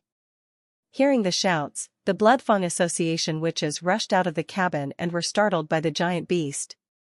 What's that monster? Whatever it is, just catch it. The other witch soon calmed down. A target's size makes no difference to us. Wait a minute. That's not the enemy. Lotus hurried to stop them. It flew alongside the hot air balloon. A witch from the Bloodfang Association quickly glanced at her. A hot air balloon? It's a vessel that His Highness Roland uses to transport witches. Bree stepped in front of them to stop their argument. Relax. You can trust Lotus' judgment. The horrible giant beast was getting closer and closer, making resounding roars. But Lotus could feel the roars were not for intimidation. Oh, coo. The giant figure of the beast disappeared just as it was about to hit the sail of the boat, and a white pigeon landed steadily on Lotus' head. You're here finally, Maggie rubbed her forehead and said. Welcome back, Coo. Chapter 531, The Romance. Is this really okay? What? Sending Iffy, Soft Feathers, and Lotus to Border Town, Ashes hugged Tilly from behind while Tilly sat at the desk, and said, It must have been Heidi Morgan's idea, am I right? Ever since she had heard about the existence of the Celine, Princess Tilly spent almost all her time in the study room. Stacked on her desk were piles of books, some of which were from Roland, and the others retrieved from the ruins. Seeing Tilly's figure behind all these books, Ashes felt sorry for her. Putting down the quill, Tilly slowly leaned back. Morgan didn't want me to have connections with the commoners all by myself, and I had no reason to refuse her. But the commoner is your elder brother. What makes her think she can choose for you? Because she's also one of the royal members. Tilly shook her head, smiling. The higher the status is, the looser the blood ties are. It's true in every kingdom. Heidi knew full well about it, and that was why she had made the decision. She intends to fight for His Highness Roland's support with you? Ashes frowned. Not just yet. This time I think she only wants to probe the situation. Then why did you agree with her? Ashes loosened her arms and said with a low voice, It seems like I need to talk to her. It was Princess Tilly's affinity and leniency that won her the trust of the witches who used to be abused and suppressed by the church, and now they could bond together.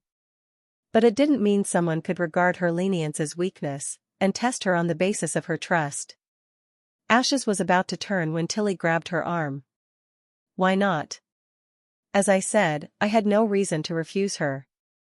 Sleeping Island is our home. All the witches here are free women. I won't stop them from doing anything as long as they don't harm anyone. And, she let out a sigh. Sending them to the western region isn't a bad idea. Not a bad idea? Ashes asked with bewilderment. Have you ever thought about why the witches at the Bloodfang Association were initially the same as other witches, but gradually became different? Ashes pondered for a while. Because their lives became stable? Exactly. Tilly nodded. In the past, the church posed a heavy burden on their hearts. Everybody had to stick together in order to survive. But now the churches in the Fjord Islands have been eradicated and Sleeping Island has offered a relatively relaxing environment, so people think differently. This is quite normal. The Witch Cooperation Association is different. We're a compound group made of several witch organizations, so blindly suppressing them won't work. In order to let them cooperate like in the old times, we need a powerful enemy. Ashes frowned and asked, do you mean, demons? The enemies deep in the fertile plains, the fiasco of the Union, the upcoming third battle of divine will, they can learn all these by themselves, which will be more effective than me telling them. Tilly smiled and said, besides, in Border Town, there are much more to be seen. Princess Tilly stood up, and walked through the door towards the castle in the backyard and opened the door. They'll see that non-combat witches can play irreplaceable roles, commoners can be as capable as witches, and they'll witness the amazing effects when everybody works together. Just like this door. When it's pushed open, a broader world can be seen. Ashes quietly stared at this woman bathed in sunlight, and could not utter a word. Tilly's grey hair flew with the sea breeze, reflecting the shining light. She was astonishingly beautiful even viewed from behind. Time stood still. What was left in this narrow study was only her and Ashes. After a long while, Tilly turned and smiled slyly. I have some special reasons to have chosen Iffy and Soft Feathers. This must be perceptible to Roland. Anna nudged Roland sleeping beside her. Time to get up. A moment. Roland turned over, cuddled her, and smelled her hair. After returning to the city of Neverwinter from King's City, he had spent the whole night with Anna. The temporary separation had made their reunion particularly passionate. As a result, neither of them got out of bed the next morning. For the first time, Anna skipped her magic power practice, not because she did not want to, but because Roland would not let her leave. Of course, she did not want to reject Roland's wooing either. From noon to the dusk, their bedroom was filled with romantic atmosphere. When taking breaks, they just sat in bed and talked about the things that had happened in the two cities recently, and their lunch was brought to the bedroom by a maid. Of course, when the maid came, Anna sank her head into the quilt.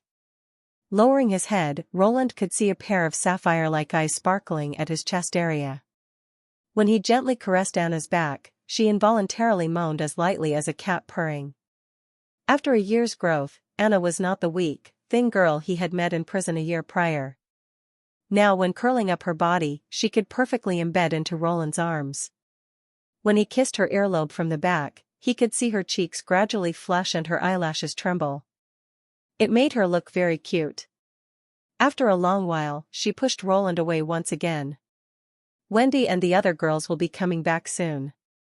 This time there'll be new witches. You need to go wash up. Anna turned around and faced him with a serious look. Roland briefly replied.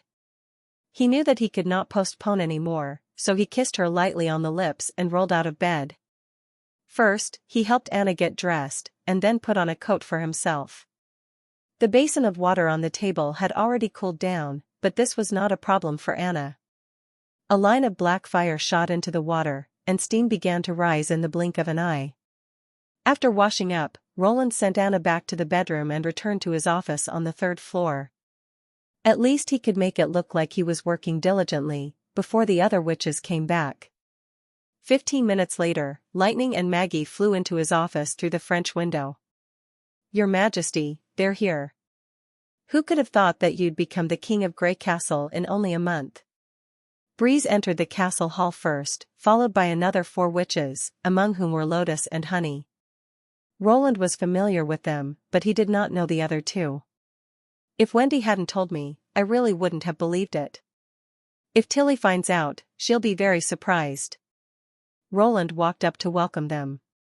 I haven't held an enthronement yet, so it's okay if you just address me with my old title. But you're indeed a deserved king, Breeze said, bowing. Lotus and Honey imitated Breeze's move and bowed exaggeratedly, but yet the other two witches only greeted him by putting one hand on the chest. Two showed the joy of reunion, while the other two showed skepticism. Roland felt surprised. However, under these circumstances, he would not show his emotion. Making a gesture of inviting them, he said with a smile, however, you had an arduous trip. Now enjoy tonight's feast. Make yourself comfortable. This is your home too. Chapter 532, A Tempting Idea. After the banquet, Lotus and Wendy were called into Roland's office. Did everything on Sleeping Island go well? He said to Lotus with a smile. I hope I didn't bring you any trouble during Tilly's absence. Of course not.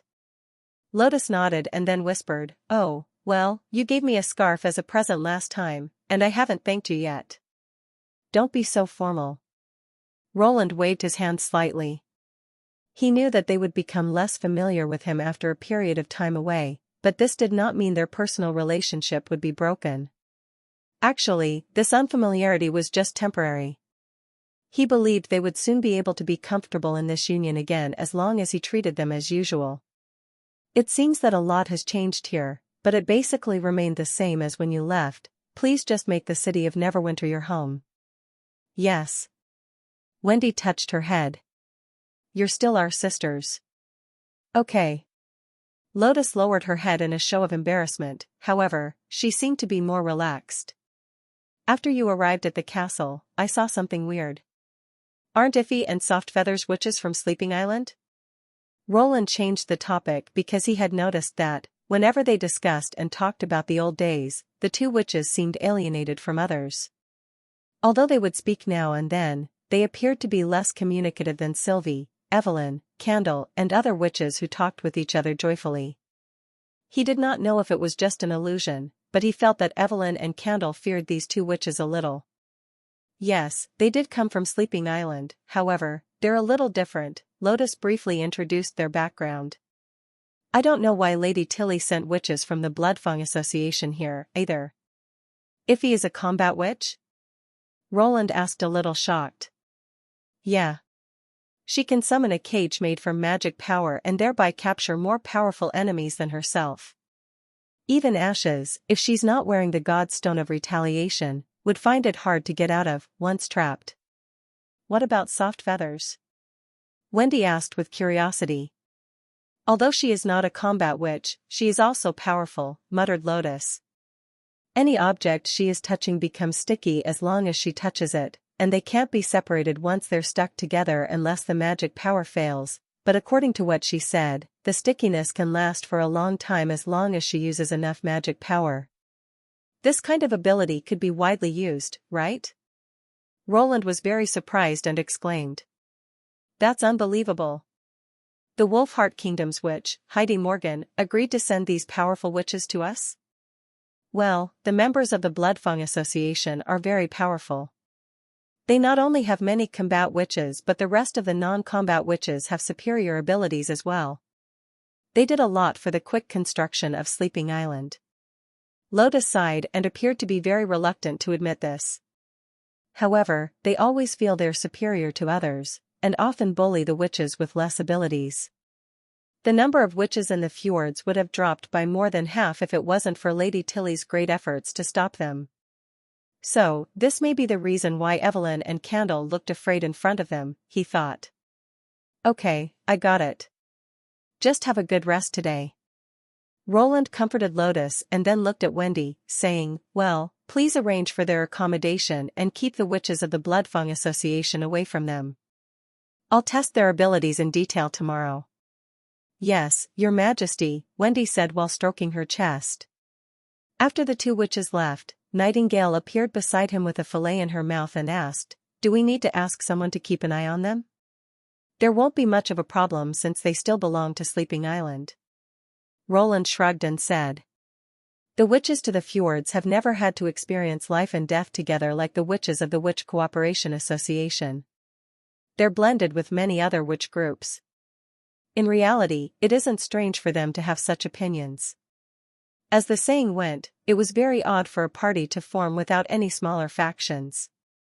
Things like this will also happen in the Witch Union sooner or later when it expands.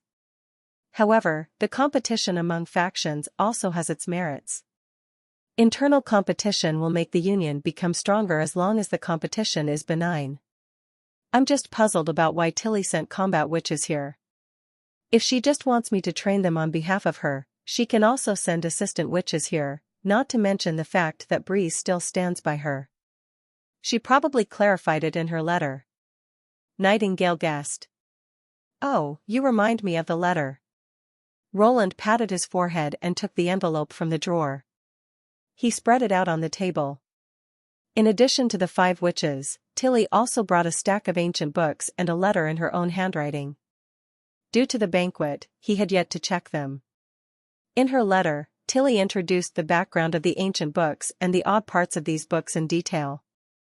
Then, she put forward her ideas about sealing and hoped that Roland could help Thunder build a ship that could go against the current. Actually, Thunder had told Roland himself about the latter part. What Roland was shocked most was about the first half. He thought to himself, the books are from different ages and places and they were collected and put into these remains. Some of the contents of these books had even disappeared for hundreds of years, which meant someone had come across the remains on the seafloor. Who were these people? On the back of the letter was a brief introduction to the ability of the 2 new witches, and what Roland cared about most was the last paragraph at the end of the passage. What we know about this world is still vague and obscure, and our knowledge is not even as thorough as the Union's 400 years ago.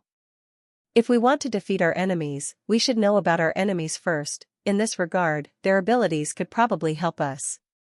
After reading the letter, he couldn't help but fall into his thoughts. Know about your enemies, offer help, what's Tilly trying to say? He thought. Roland read the introduction to their abilities again, and suddenly he came up with a shocking idea. Does Tilly want? Oh, no, that would be insane, thought Roland. He shook his head quickly. However, once the idea had crossed his mind, it would not leave. Though risks do exist, the reward would be very handsome. In fact, those boxes of magic stones left by Agatha are really tempting. If they are made into sigils, then they would be as significant as a steam engine. Actually, he had thought about it before, but it was very difficult to put into practice. So, he had to give it up. Now, with the help of Iffy and Breeze, he seemed to suddenly get closer to his goal. What does the letter say? Noticing his strange look, Nightingale bent down and touched his forehead. Hey, are you all right? Not very good. I almost have a heart attack. Roland laughed helplessly. Unfortunately, Tilly just left me to make the decision without any explanation. What kind of decision? She asked curiously. To capture the demons, Roland said slowly, one word at a time. Chapter 533, An Unexpected Incident. The next morning, Roland took the witches and other related personnel out of the city. They went to a place located in the north of the city wall near the misty forest to conduct a magic power test for Breeze, Iffy and Soft Feathers. Nightingale, Wendy, Carter and Iron Axe tagged along. The first army sealed off the grasslands nearby and Leaf guarded the forest. Soft Feathers was the first to take the test. She looked as tall as honey, was at most 1.4 meters in height and had long, brownish red hair with bangs just nicely covering her eyebrows. Around the age of 16, she had already been awakened for 4 years, which was quite early among witches. It meant she had experienced the demonic torture 4 times. As a result, she had much more magic power than most of the young witches. The amount of her power was about half of the amount Anna possessed before her adulthood. Soft Feathers turned out to be very skillful in controlling her magic. She could turn an entire object into something very sticky or precisely make one side or a spot sticky. Soft Feathers did this without consuming much of her power. Nightingale could hardly notice any changes in her power during the test. How long can this object stay sticky? Roland asked. If I use all my power to make one stone adhere to another, it'll last for decades, she answered and then further explained, but I've never tried that. It's my own guess based on the consumption of my magic power. Then what's the biggest thing that you've applied your power to? Roland asked. Soft Feathers answered, a seawall. A little satisfaction could be seen on her expressionless face when she was talking about her accomplishment. During a high tide, there was an arm-thick crack in a section of the wall on Sleeping Island. As Lotus was not there, I immediately turned the crack sticky and filled it up with linen and pebbles to seal the break. Otherwise, the wall couldn't have sustained the shock of the waves. She finished. Listening to her, Roland somehow felt that she was asking for praise. Great job, he said while nodding. Soft Feathers quickly turned calm after she was recognized. From her words and actions, it was hard to tell that she was an underage child. Unlike other children, she was used to concealing her feelings. It may be caused by her past. What kind of life had the witches and the Bloodfang Association lived before they went to Sleeping Island? Roland thought and sighed. Breeze was the next to take the test. She gave a graceful curtsy and said, I've regretted for a while that I couldn't stay longer in the western region. I'm so happy to get this chance now to come here again. If you need my help, just let me know. To make up for it, you must fully enjoy your stay here in the city of Neverwinter. If you need anything, you can ask Wendy for help, Roland explained with a smile. Breeze was about 25 years old, a little older than Nightingale. She brought comfort and happiness to the people around her, like a spring breeze. No one would guess she was actually a combat witch. Her power was called field control. She could control the bodies of anyone within 5 meters. Her ability was of no use when facing long-distance attacks, such as crossbow bolts and spear throwers. However, she remained almost invincible in any close combat. As an ability of summoning type, it would also be affected by the God Stone of Retaliation. She could summon the field control over 10 times a day, and each time she would only use half of her magic power. While performing it, she would not be hindered from freely moving around either. The field control was invisible to naked eyes, which made it extremely hard for the enemies to defend themselves from her surprise attacks. Once she got within 5 meters of her enemies, she would have the full control of the situation. Obviously, it was an excellent ability to observe demons in the short distance. The last witch to take the test was Iffy. She seemed to be around 20 years old, lean and fit, and wearing a tight black leather outfit with knee-high boots. Her waist-length, chestnut-brown hair looked shiny in the sunlight. Iffy did not know that Tilly chose her to come to the western region because she possessed an indispensable skill to capture demons with her magic cage. In a blink of an eye, she could conjure up cages formed by her magic to capture the enemies close to her and squeeze the cages to crush them. Anything in her cage was weightless as well. This meant, even if she captured an elephant, she could also easily carry it back to the city of Neverwinter. As the magic cage ability was crucial to the success of his plan, Roland carefully asked all the details about her ability. What's the biggest thing we can capture? Different sizes have different demands for my magical power, she answered. But even a whale in the sea can't escape from my grasp. How many can you capture at a time? Roland continued. 2, she said and then spread her hands. I only have 2 hands, Your Majesty. Roland continued his inquiry, can anything escape? No, even ashes can't get out of it unless I release her, Iffy explained. When Roland paused to think about other curiosities he wanted the answer, Iffy took an initiative to make a suggestion.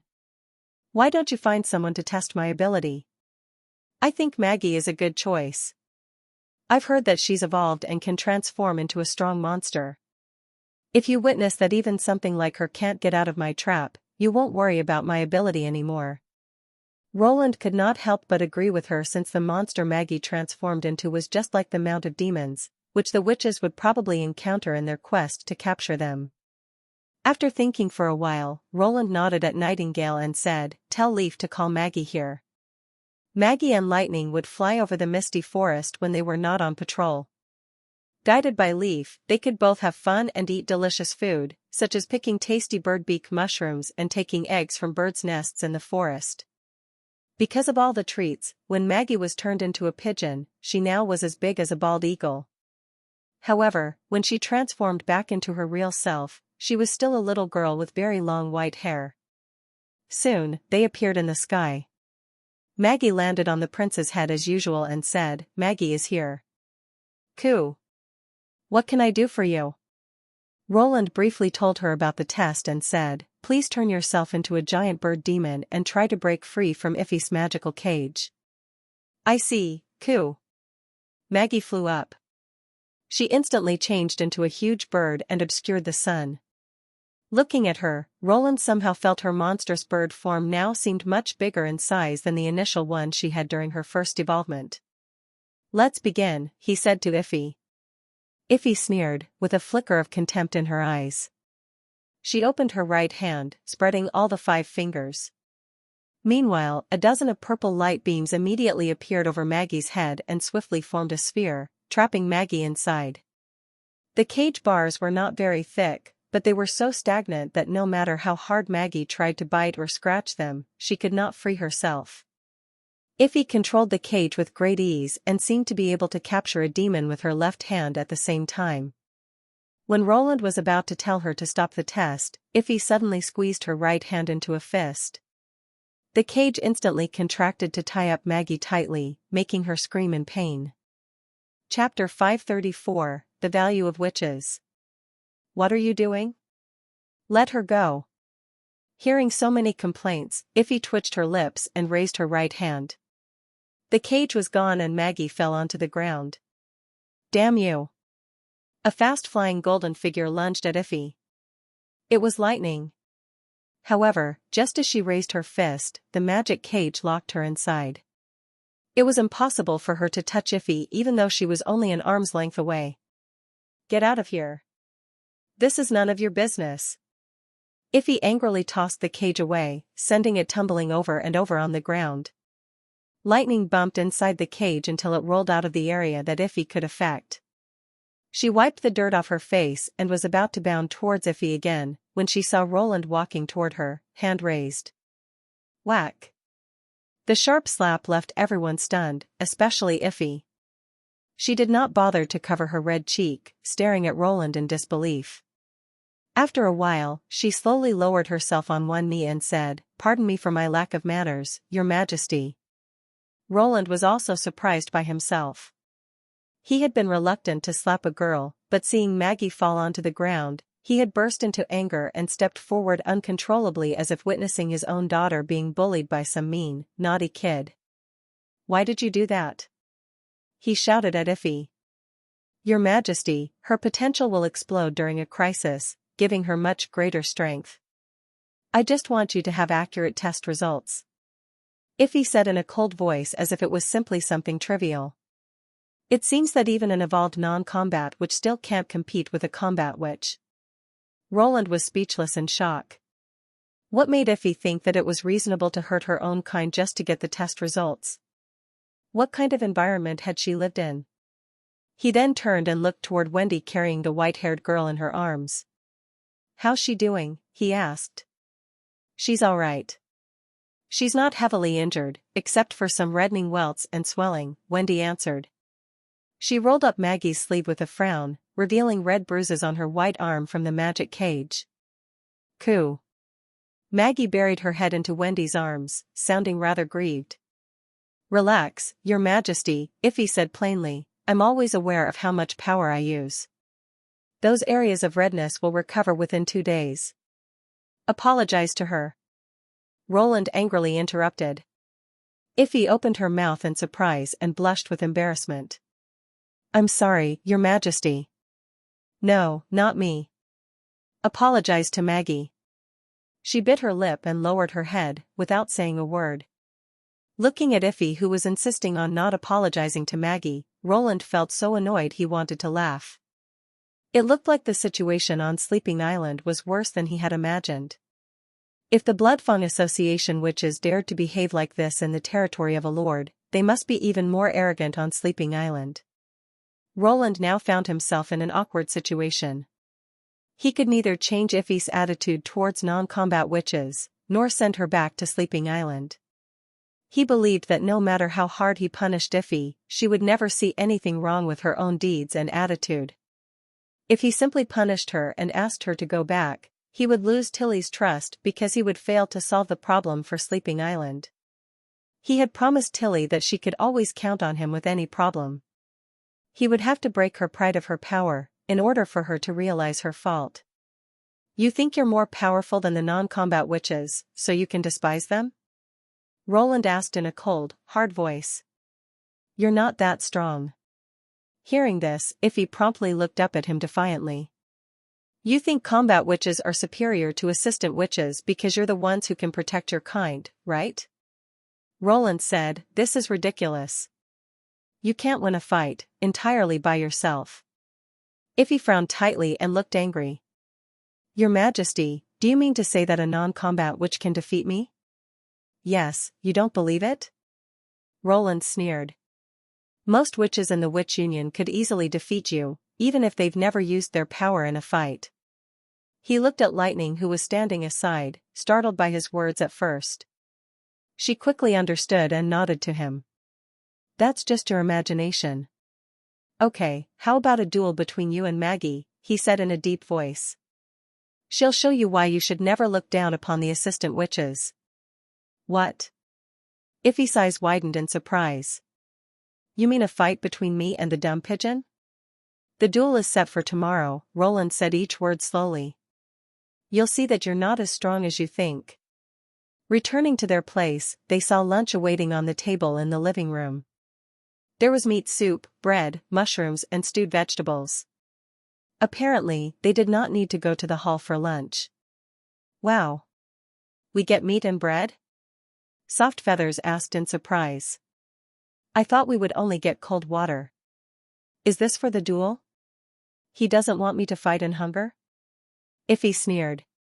He has too much faith in that stupid bird.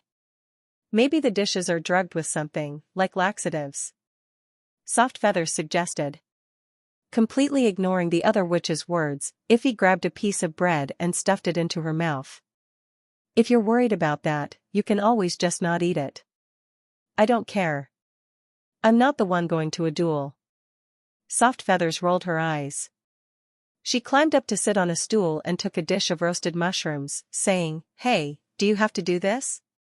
Lady Heidi asked us to confirm the situation here, but she never told you to irritate the Lord.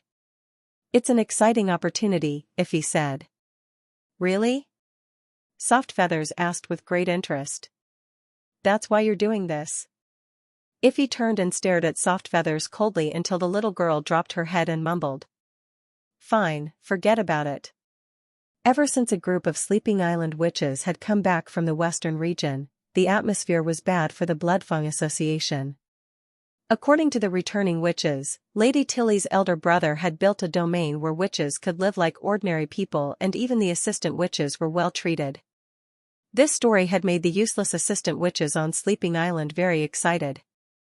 Lady Heidi thought that it was Tilly who made up this story to gain the support of the many assistant witches. A lord would naturally value combat witches more, they could conquer and bring lands and power to him. During today's test, however, Iffy was really surprised to find that this lord seemed to treat all the witches equally. But it was not what surprised her the most. She was most surprised by Maggie. Iffy could not believe that a stupid bird so clumsy in speech was so popular among the witches and liked by the lord, and that everyone was really beaming with a smile when they saw the fool. On Sleeping Island, Maggie was just a pet, a dispensable role. Seeing Maggie, Iffy was full of anger and jealousy. Iffy thought it was a betrayal that Maggie had left Sleeping Island and was living happily together with the witches here. This was the real reason Iffy had targeted Maggie. However, things had really gotten out of her control. She still found it hard to believe that His Majesty had made such a ridiculous suggestion and arranged a duel between her and a pigeon. She had to accept it. After all, getting information about the western region was one of her tasks here. Another task was to attract the Lord's attention by showing her value and ability. She was confident that she could make it clear to His Majesty that there was a huge gap between the combat witches and the weak assistant witches. Chapter 535, The Gun of a Protector. It was twilight when Roland returned to the castle with the duel affairs settled. "Do you really think Maggie will win?" Nightingale appeared behind Roland the moment he stepped into the office. "What are you worried about?" "You know that she's been learning marksmanship all this time from Lightning, your own apprentice," consoled Roland. "She's brave enough, and she dared to fight with the demon in her beast personification at the critical juncture of Devil's Town exploration last time. The only thing to be concerned is whether she'll shoot at her peer. Maggie would suffer more startle than pain, and Iffy was not doomed to death." Nevertheless, this disdainful attitude towards non-combat witches was no different from a bomb in the platoon. Until she learned this impressive lesson and repented thoroughly for her misdeeds, Roland did not dare to bring her out to catch the demons. The most profound lesson would be Maggie defeating Iffy. Undoubtedly, the gun was a weapon that could enhance the ability of assistant witches so that they could acquire more power for fighting. To avoid accidental death, Roland had deliberately had Soraya produce a batch of rubber bullets. The metal head had been replaced with a multi-layer wrapped coating. This softened the bullet from interior to exterior and prevented it from entering a human body without weakening its full power. Its huge kinetic energy would be totally imposed on a human body as the bullet was gradually deformed, causing a pain severe enough to make the target lose any ability to defend. That was why it was also known as the ability-losing bullet. "I want to see her." With discontent, Nightingale disappeared into the mist. Roland sighed gently as he clearly heard the crack of an arming gun from his side. He would have called for Nana if Iffy did not loosen Maggie as was expected. It was rather obvious that Maggie dreaded the witches of the Bloodfang Association, which proved that they were used to doing such things on Sleeping Island.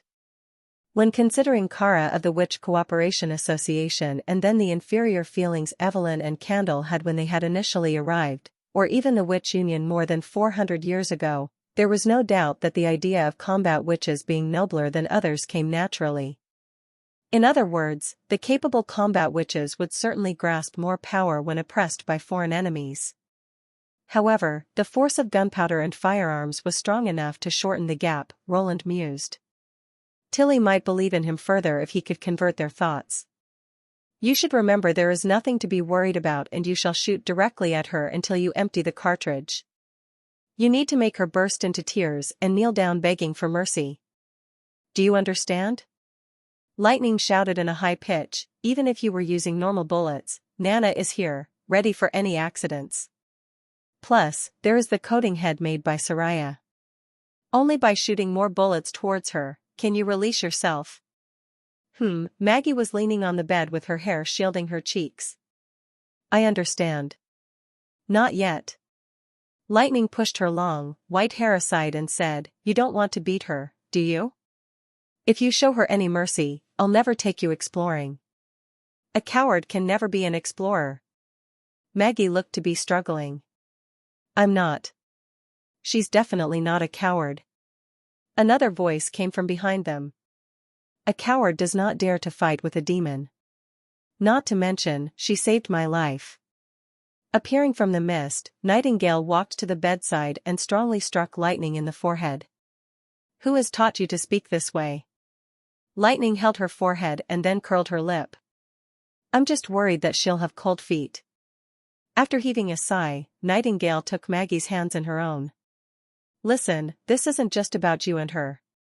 His Majesty has made these arrangements with the purpose of making witches in the Bloodfang Association change their attitudes towards other witches and regret their mistakes.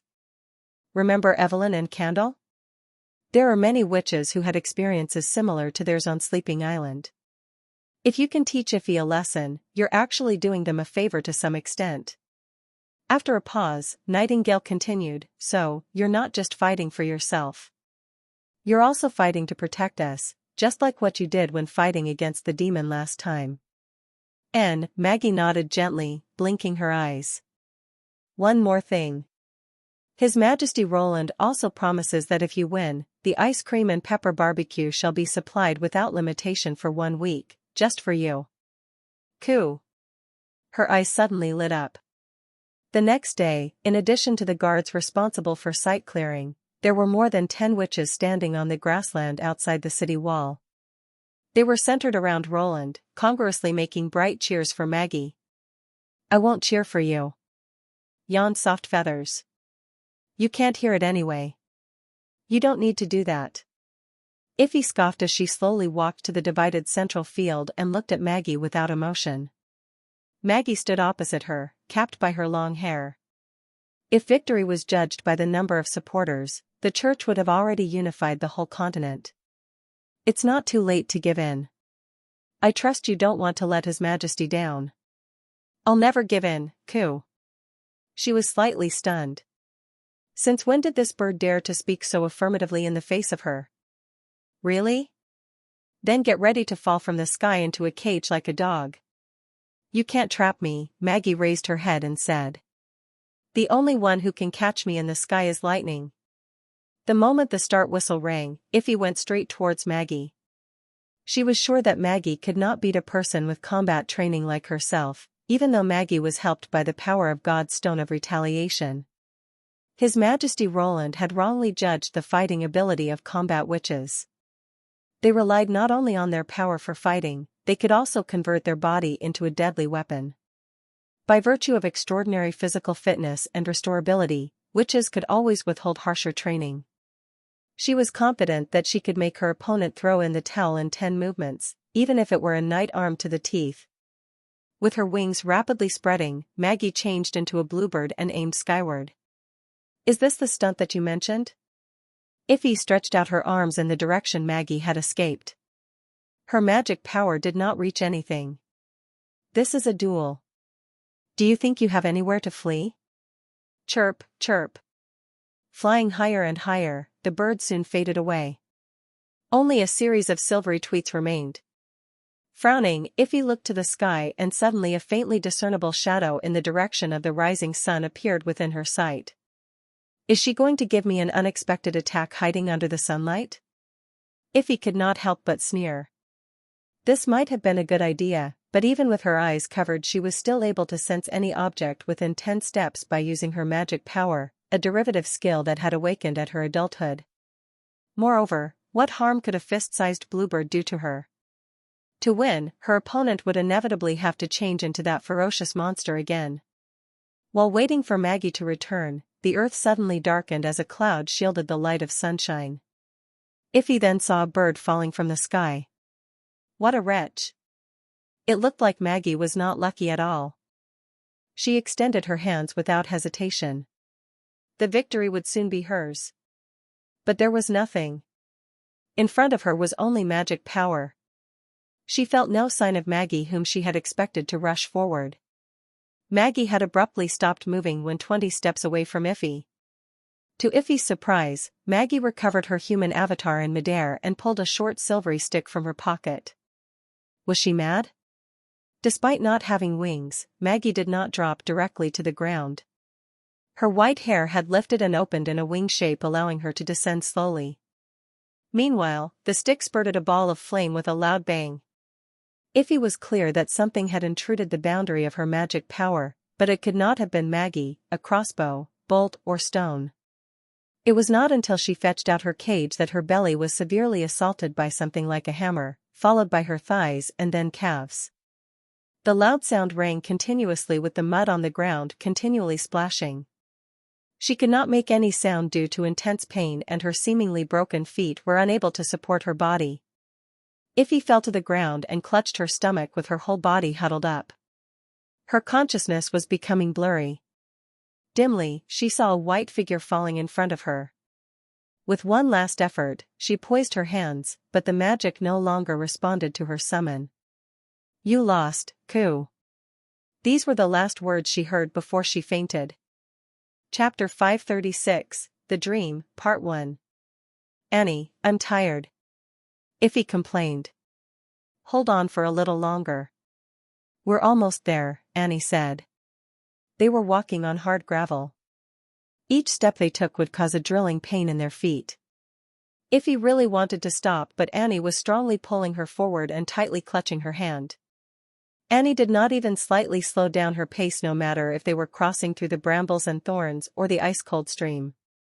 From behind, she looked as determined as a mountain. "Annie, I'm really tired," Effie begged again. She felt as if her soles were on fire, her entire body was in unceasing pain, and her chest was feeling compressed no matter how hard she inhaled. She felt as if she was dying. Annie softly sighed and leaned forward to listen to the ground, and she pointed at a raised stone not far away and said, "Let's take a rest over there." The very last trace of strength rose from the bottom of Effie's heart once she heard that it was time to take a rest. She clenched her teeth and quickly walked to the giant rock and collapsed there. She even wished to stay there for eternity at that moment. Annie did not instantly sit down. She surrounded both sides of the rock with the broken branches that she found nearby for camouflage. It felt like a cozy nest with both of the branches and the natural ceiling like tilted rock. Unfortunately, they were still on an uneven, rocky ground that hurt their butts, and the small space was not big enough for both of them to lie down. "The church won't find us since we've run this far. Don't let your guard down, and it's still not far enough from them." Annie was as alert as a wildcat, always with her ears up, listening and monitoring everything around her. However, she was a lot tougher than the wildcat. She was accustomed to the pain, and compared with the cruel Judgment Army, Annie was more like a silent predator. Does the Bloodfang Association really exist? They were 2 of the 5 witches who were searching for the Bloodfang Association. After leaving Greystone's stronghold, they had been intercepted by the church, so they had decided to act separately. Effie had been walking towards the east for 3 days and nights before bumping into Annie while the others were totally out of contact. "Of course," Annie said while rubbing her toes. "I heard that they're on the Wolf-Tooth Island across the sea." "But, how could we cross the sea?" "Just walk towards the shore and look for a boat," Annie comforted. "Don't worry, just leave it to me." "Okay," Effie softly answered. Annie took a piece of dried pork skin out of the baggage and held it in her hands. Some white smoke instantly sprung out of it while it became boiling hot and soft as the cloud. "Let's eat first, we'll continue the journey after eating," Annie said. That was Annie's ability, whose palms could set the branches and sticks on fire and cook the food as well. Effie devoured the skin like a wolf and then drooled over the skin in Annie's hand. Annie smiled and threw half of hers to Effie and said, "You eat more. I'm not very hungry yet." It was time to continue their journey after Effie finished eating the other half of the skin and licking each of her fingers. Effie was struggling to get back on her feet, but before she could get out of the cave, the branches around it suddenly started to tremble. It was not the swaying motion of the autumn wind, but a series of light and fast-paced trembles, as if something was coming in their direction. Annie's eyes instantly widened in fear and said, "Horses! They're approaching on horses. Run!" Effie felt as if she was being pulled up and started to run subconsciously. The drilling pain below her feet returned. As her body did not really recover, it was very difficult for her to even stand, not to mention running. She turned around and saw more than 10 galloping horses appeared at the end of the rocky beach. Their speed was not too fast, which might be because the soldiers worried about hurting the hoofs of their mounts. However, it was still fast enough to catch both of them who were running on bare feet. Effie thought that they could not escape. Or rather, she could not escape. Effie wrenched her hand away from Annie's grasp and said, "You go first. I'll carry you. You can't run fast enough that way. Just listen to me. Be quick." The Judgment Army on the giant horses was approaching when Effie was hesitating. Effie noticed that some had lifted their hand crossbows and thrown spears. The bumpy gravel ground suddenly collapsed at that moment and the riders in the front fell into the pit, screaming. The platoon hurriedly spread out to avoid the trap, but the horses suddenly knelt down on the ground one by one. A group of red-dressed silhouettes unexpectedly popped out in front of the church soldiers as if they were rising from the ground. The mass shooting of the close-range arrows caught the Judgment Army off guard, and the soldiers who were lucky enough to avoid the arrows could not escape and were hunted down in the ambush. More than 10 soldiers from the church were all lying dead on the stone beach within seconds. After that, they quickly stripped the armors from the soldiers, taking away their dry food and baggage, along with the god stones of retaliation. One of them walked towards Iffy and Annie. "Are you looking for the Bloodfang Association?" "How do you know?" Iffy asked in surprise. "Yes, my lord," Annie quickly pinched Iffy's hand and said. "We're both witches. The other 3 of us were lost on the way.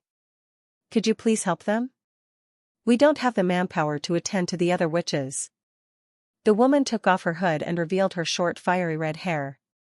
"If your partners couldn't reach here by themselves, they're not qualified to join the Bloodfang Association." She paused and said, "Of course, not everyone who gets here can join the Bloodfang Association either." Iffy could feel that Annie was holding her hand tighter. "What are your abilities? Show me." After seeing their abilities, the red-haired woman looked at Iffy and nodded. "You can go to the Archduke Island." And then she looked at Annie and said, "But you can't." "Why?" Iffy asked. "My lord, Annie said. I'll be sending you to another witch association, but not the Bloodfang Association." The red-haired woman interrupted Annie in a cold, hard voice. "You can't become a combat witch, and the Bloodfang Association doesn't need a cook. What are you crying for?" The red-haired woman impatiently reproached Iffy.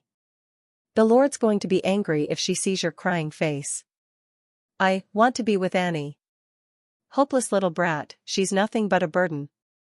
"She's not, she saved me."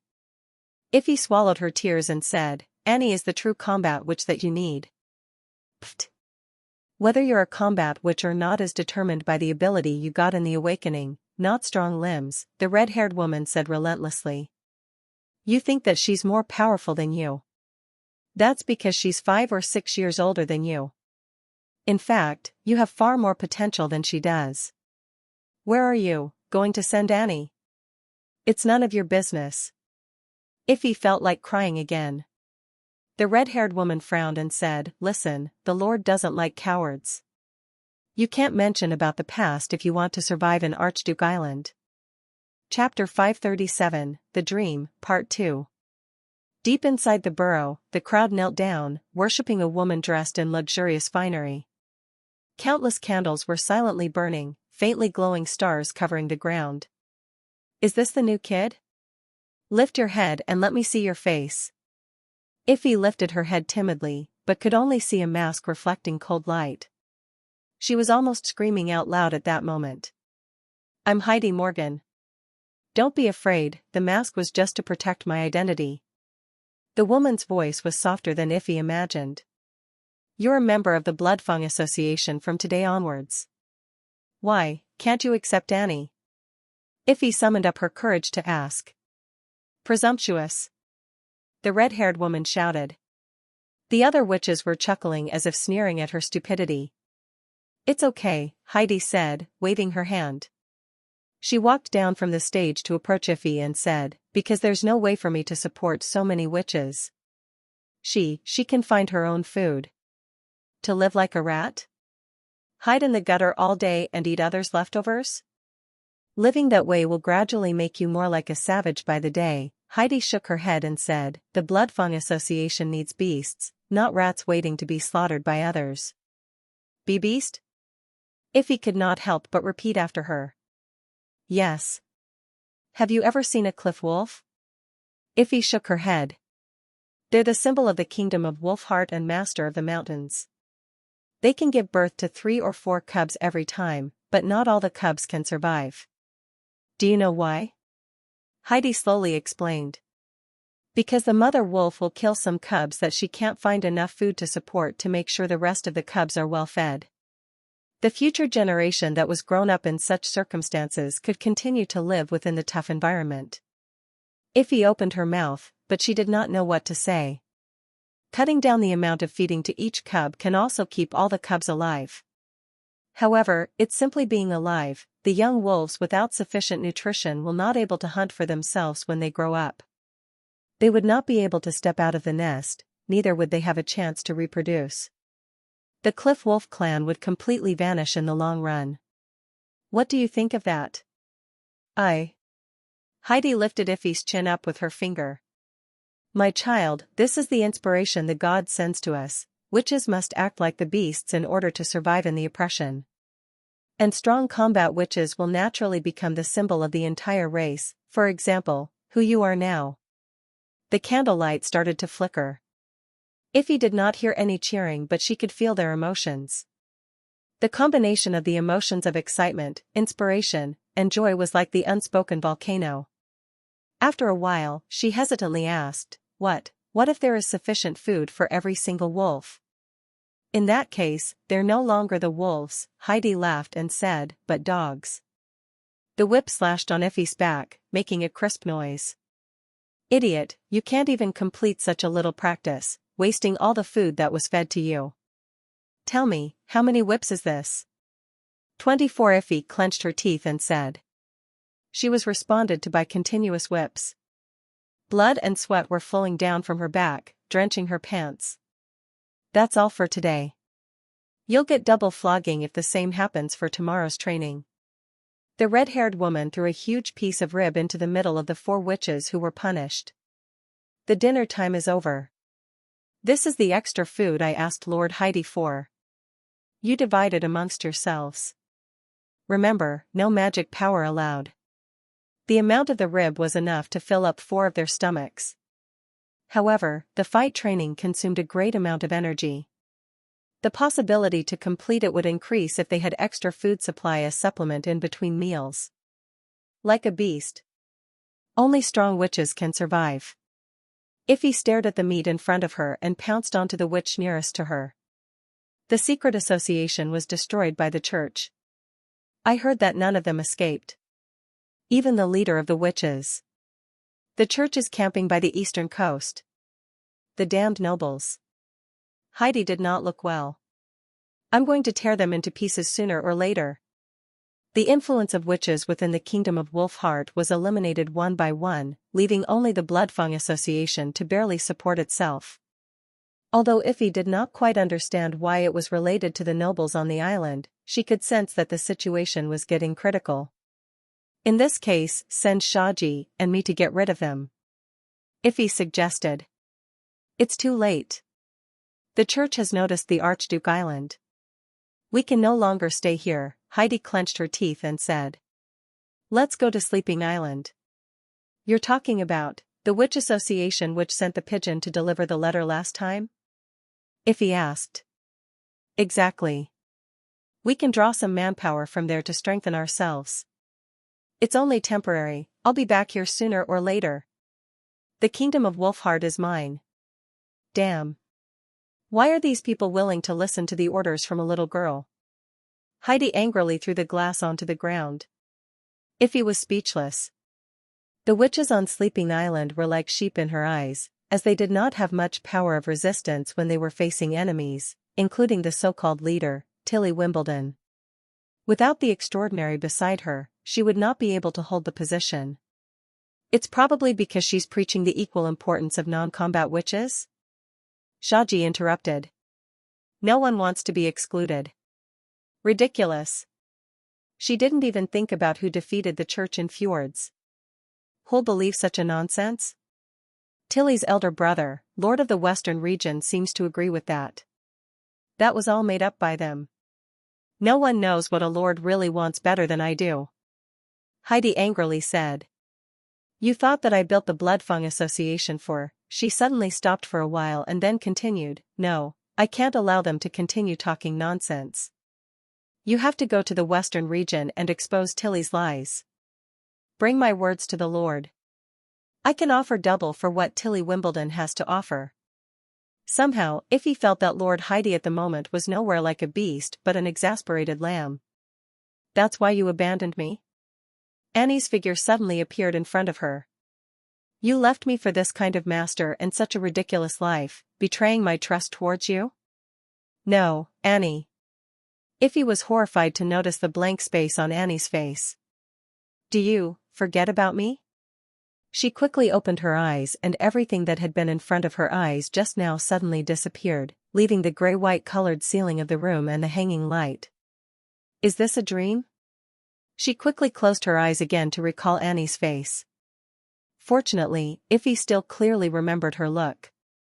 Iffy turned around and sat up on her bed, feeling slightly relieved. However, she saw a little girl curiously looking at her by the bed. Iffy could tell from her eyes that she must be someone who had not experienced any suffers and struggles, someone who was also called the sheep. "Who are you?" Nana, the little girl, tilted her head and said. "Did you have a nightmare?" Iffy could feel that her back was drenched in her sweat at that moment. "Did I say anything?" "Oh, yes.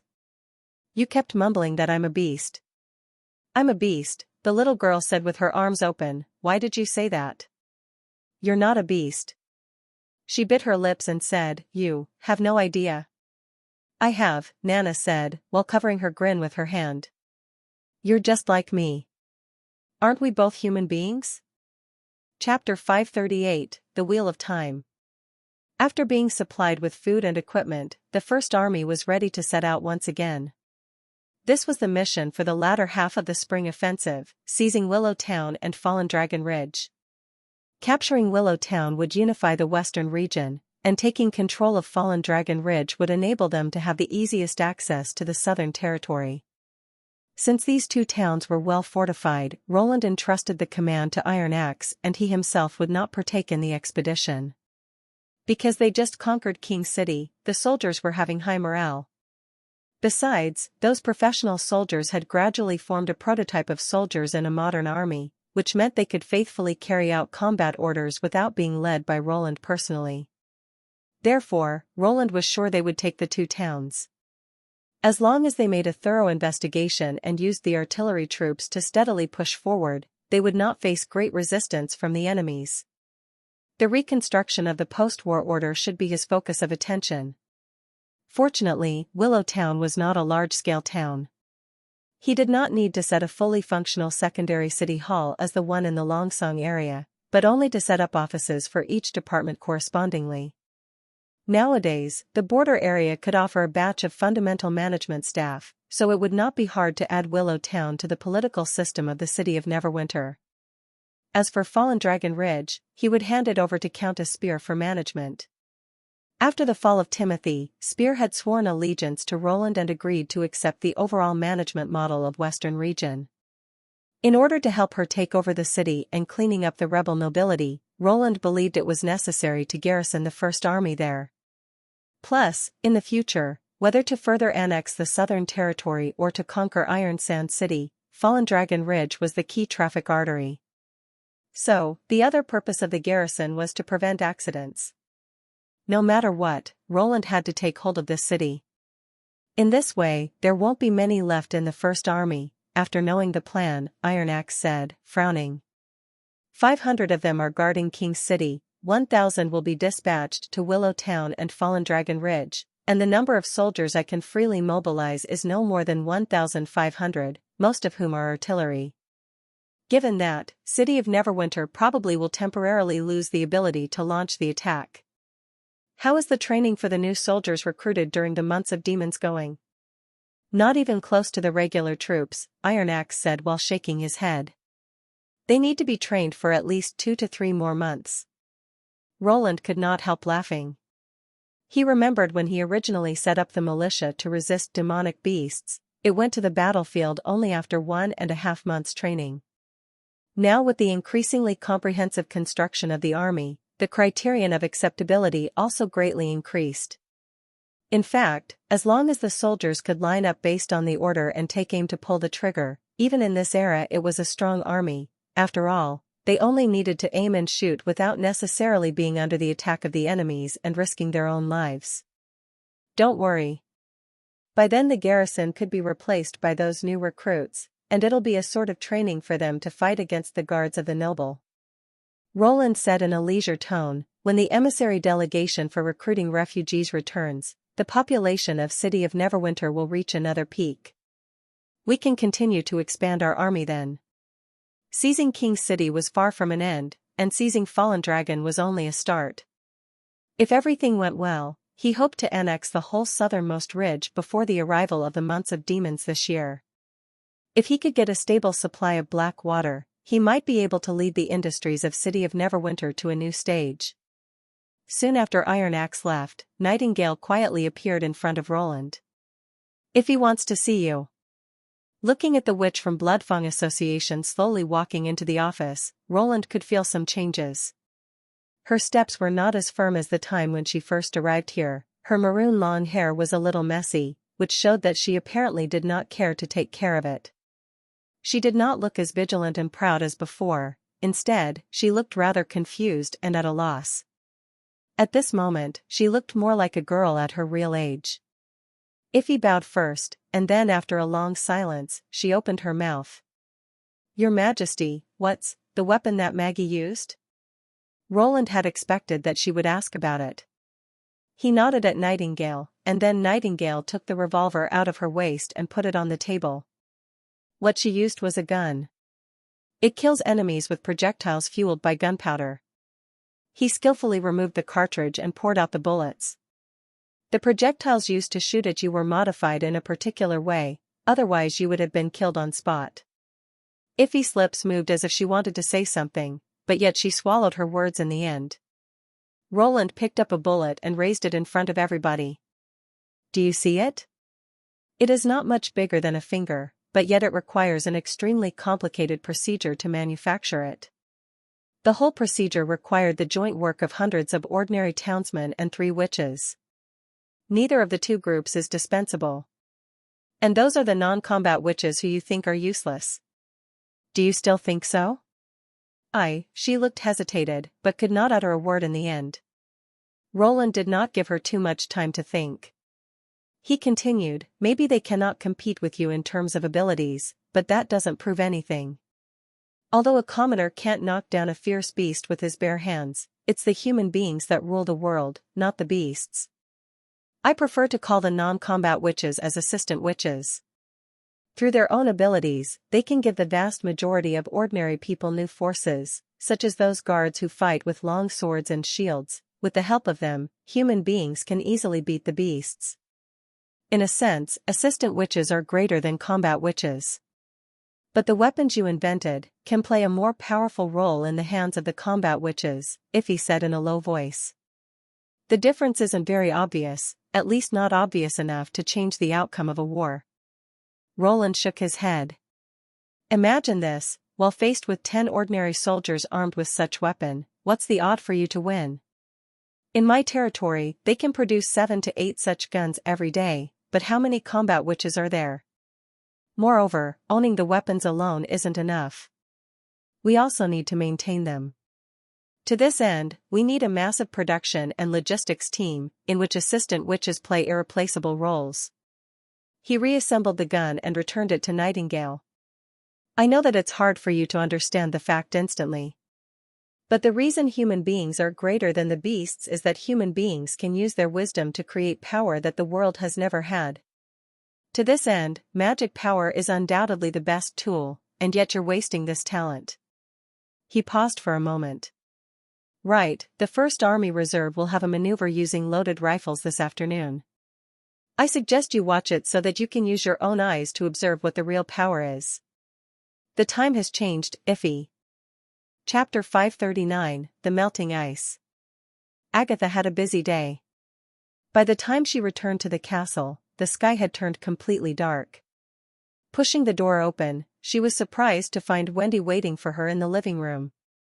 "Why did you work till so late again?" Wendy asked, frowning, but in her tone, there was not the slightest meaning of blame. Only a little bit of concern. "I hope you can come back earlier next time so that we can at least have dinner together." "Sorry, I lost track of time," Agatha said as she took off her coat and hung it by the door. "My mind was all on producing the last batch of nitrogen, so I didn't notice the sky already turned dark when I left work. You should blame the Lord, turning on the lights in the chemical plant, making it as bright as daytime." "I brought you dinner," said Wendy as she sighed helplessly. "It's on the table. It's still hot. So, hurry." "Thank you," Agatha said, feeling touched. Wendy is the most respected witch in the Witch Cooperation Association and is deeply trusted by the Lord. If she were in Tequila, she would have been at least an executive officer under the three chiefs. It's absolutely impossible in the Union for such a person to bring me dinner. You're welcome. Wendy patted her on the shoulder. If you feel tired, don't hesitate to ask Echo to sing a hot spring song for you. Don't forget you're also a member of the Witch Union. The Witch Union. After the door was closed, Agatha kept still for a moment, and then went to the table and opened the metal insulated box. The box contained 3 dishes and 1 soup, a fragrant barbecue steak, fried mushrooms, sliced bread, and egg soup. To her surprise, in a corner of the box was stuffed a small dish of honey. She could not help but swallow her saliva. Even Wendy noticed that. During their decades of fighting against the demons in Tequila, all kinds of materials became more and more scarce. Naturally, that included food. Although Agatha was a relatively high rank, her daily meals consisted mainly of grains and fruits planted by assistant witches. Of course, she could eat meat, but its supply was not very stable. Things like spices, sugar, and honey were out of the question. The first 2 were a luxury exclusive to the high-level Federation officials. As for honey, witches who were able to keep bees were all sent to the battlefield. This was because the Federation would not waste them on producing such unessential sweet stuff. In fact, she was very fond of eating sweet stuff, especially honey. During the barbecue feast, when most people would choose pepper powder and salt as a seasoning, she just quietly brushed a whole jar of honey. She did not expect that Wendy had noticed that. She suddenly felt something strange happening in her heart. Because she could not feel coldness, she was not very sensitive to warmth either. Also, she had rarely used hot water while bathing because she did not want to bother Anna. Considering her own identity and origin, Agatha asked Roland to arrange a separate room for herself, just as her residence on the top floor of the test tower. But now, she felt a little cold in the room. Perhaps living with others was not a bad idea. Agatha took out the honey, evenly smeared it on the bread, and slowly put it into her mouth. At that moment, she genuinely felt the warmth brought on by the fragrance and sweetness of the food. After dinner, she planned to read elementary chemistry for a while before sleeping. The knowledge within might not be able to help her to further promote, but at least it could save her from feeling embarrassed in front of the common people. Recently, a batch of strangers came to the chemical plant. Paper told her that they were all from the alchemist workshop of the King's City. Every day, Agatha could see them walking between the laboratory and the chemical plant, sometimes led by Kyle Sichi, and other times by Kyle's student, Chavez. But, whenever Agatha saw them, their faces had an expression of disbelief. One could stuff an egg into any of their mouths, as if that was the only expression they could show. Besides, several of them were excessively curious and seemed to take her as a famous alchemist. Whenever they got a chance, they would pose questions to her. In the beginning, the questions were extremely simple, but gradually became somewhat difficult to cope with. In order to maintain the dignity of the senior witches and the honor of the Quest Society, Agatha decided to keep her image in their eyes. After spending those days with the commoners, she once again confirmed that what the Union did was wrong. Roland has proven the wisdom of the noble, and the wisdom of these ordinary people is no less than that of the witches. It only took these ordinary people a few days to master the operation of the nitrogen equipment, while at the same time understanding the process of extracting nitrogen. In the beginning, they were arguing about the number of elements in the air, but now they were already discussing the composition of synthetic ammonia. Even a few white-haired old men, while smiling shyly, consulted with Paper, who was greatly startled. Obviously, they're rapidly learning everything around them. At this thought, Agatha felt overwhelmed with emotions. The witches are neither the fortunate chosen by the deities nor the unfortunate abandoned by the deities. Essentially, they're no different from the common people, which is a certainty of the destiny. In this battle of divine will, all should bear their corresponding destinies, and the witches are only a small cluster of people. Perhaps this is the original intention of the deities. With any part missing, human beings can't win in this battle of destiny. Suddenly, there came a knock on the door. "Come in," Agatha said and turned around. "The door isn't locked." Then, a tall, blonde, unhooded woman came in, but Agatha felt this woman was always shrouded under a shadow. It was Nightingale. "Anything you want?" Agatha asked her. "His Majesty Roland wants to see you. If he wants to emphasize the theory of balancing work and rest and convince me to come back earlier, I already knew it and will pay attention to it in the future," Agatha said, twitching her lips. "No need to waste his precious time on me." "Really," said Nightingale. She blinked and felt Agatha was not bad-natured if one did not make an enemy of her. "This is only one of the reasons. His Majesty also said he wants to fight the demons." Agatha was startled for a moment. "What?" Tossing the book on the table, she said, quickly, "Take me to him." Agatha rushed into the Lord's office. Before Roland could say anything, Agatha asked anxiously, "For the moment, we can't even put together 10 long-song cannons and you want to attack Devil's Town? Do you think they're as fragile as human beings who throw away their helmets and flee after thousands of them are killed? You'll ruin the city and the good situation here." "Huh?" Roland looked astonished. "What are you talking about? Aren't you planning to fight against the demons?" He looked at Nightingale and chuckled. "No, that's not my plan. I don't want to destroy their camp. I only want to catch a few living demons." Chapter 540, Different Concerns. "Is that all?" Upon hearing it, Agatha felt slightly relieved. The demons' strength lay in their numbers. If faced only with a few mad demons, 1 or 2 senior witches would be able to defeat them. "Have you found a way to confine them?" Agatha asked. "The newly arrived witches are perfect for that," Roland told her their abilities. "After Iffy catches the demons, the cage can be easily carried by the balloon. Of course, I'll prepare some shackles, so it's not a big problem to tame them either. What I want to know is how long the red mist carried by the demons can last, and can the demons' blood be used to produce sigils after they die?" No wonder, until that moment, Agatha had fully understood what Roland was up to. In general, a can of red mist can last for about a day. Demons will decide the number of mist cans to carry based on different tasks. For example, to carry out a surveillance or patrol mission, a demon's mount will carry 3 to 4 cans, which is also its ability limit. "Why so?" Roland asked curiously. "After leaving the strange Blackstone pagoda, the mist will gradually lose effectiveness," she explained. "Otherwise, the Quest Society would have been keeping demons and chaos beasts and mass-producing sigils. The 3 chiefs of the Union also tried that before. For example, they took the initiative to attack some of the demons' outposts to seize the small Blackstone pagoda, but the enemies would always destroy it before their defeat, leaving the blessed warriors a withered stone pagoda."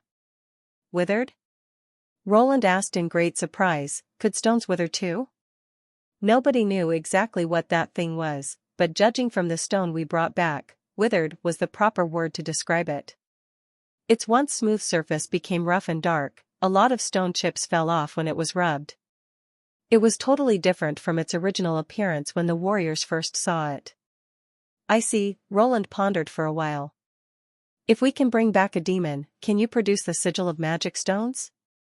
"If you can provide me with sufficient experimental materials, an independent laboratory, and 20 common people as assistants," Agatha said while counting on her fingers, "I have an 80% chance to produce simple sigils. As to advanced sigils, anyway, you don't have the related magic stones to produce them.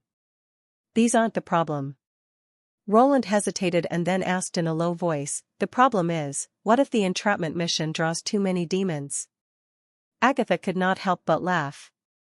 "You looked very confident. I thought you never worried about it." "Ahem, I just want to be absolutely certain about everything." Agatha then said with a relaxing tone, "Just take Miss Anna and me with them." "You and Anna? You still lack a full understanding of the witches in your territory, Your Majesty." Agatha sighed. "You know, the Union, whose power covered the entire fertile plains, had just over 100 senior witches. Not more than 40 of them were combat witches. They held high positions in the Union and were the backbones of the blessed army. On the other hand, in your witch union, there are quite a few senior witches, and together with your strange weapons, their strength can be compared with the wing of Holy Army. Defeating a group of demons won't be difficult for us. Even if we run into the Lord of Hell, Miss Anna can activate the Sigil of God's will twice. Ah. I almost forgot about it. Roland suddenly understood, so he said, "Thank you for the suggestion." "You're welcome. Defeating demons is my lifetime aspiration. Please don't let me down, Your Majesty." When Agatha was about to leave, Roland stopped her. "Well, there is another thing I don't understand." "What's it?" "Why did you resolutely oppose me attacking Devil's Town?" Roland raised his eyebrows. "Your previous attitude was very different from now.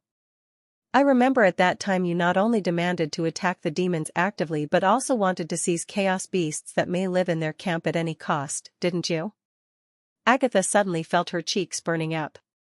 She knew they must be red even without checking. "At that time, I didn't believe that you had the ability to defeat the demons, but you were bragging about your military forces, so I was saying that in a fit of pique.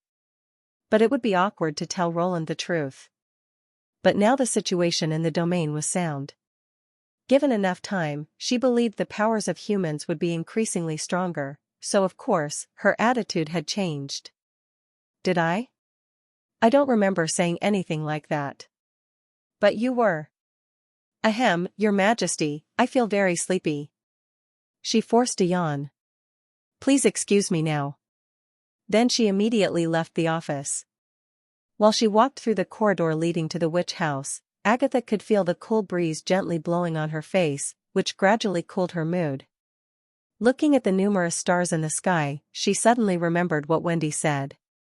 "One day, he'll become the king of Grey Castle and lead us to defeat all our enemies." This is what I believe. When looking at Wendy's convinced expression, Agatha felt both envious and slightly sad. She envied that Wendy had not been overwhelmed by the brutal reality, and she was sad to the fact that Wendy's conviction could not reverse the strength gap between humans and demons. But now, she began to believe it too. Iffy did not remember how she got back to the bedroom. Her mind was full of the memories of guns and cannons firing and roaring, hundreds of soldiers, neatly arranged in rows, aimed at the targets in front of them and pulled the trigger. She could see nothing but thick white smoke, and even if she could feel the bullets with her magic power, she did not have enough time to trap them with her cage. His Majesty didn't lie. The metal bullets are much more powerful than the special bullets Maggie used when she fought with me.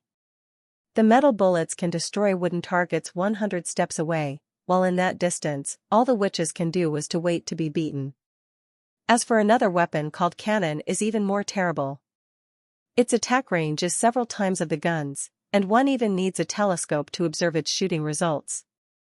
Moreover, the head of the guards said that's only the old-fashioned field artillery, and a weapon called 152 long-song cannon is the real trump card of the artillery troop. Various sounds of explosion echoed in her head, which led to one thought. Heidi Morgan lied to us. Iffy murmured.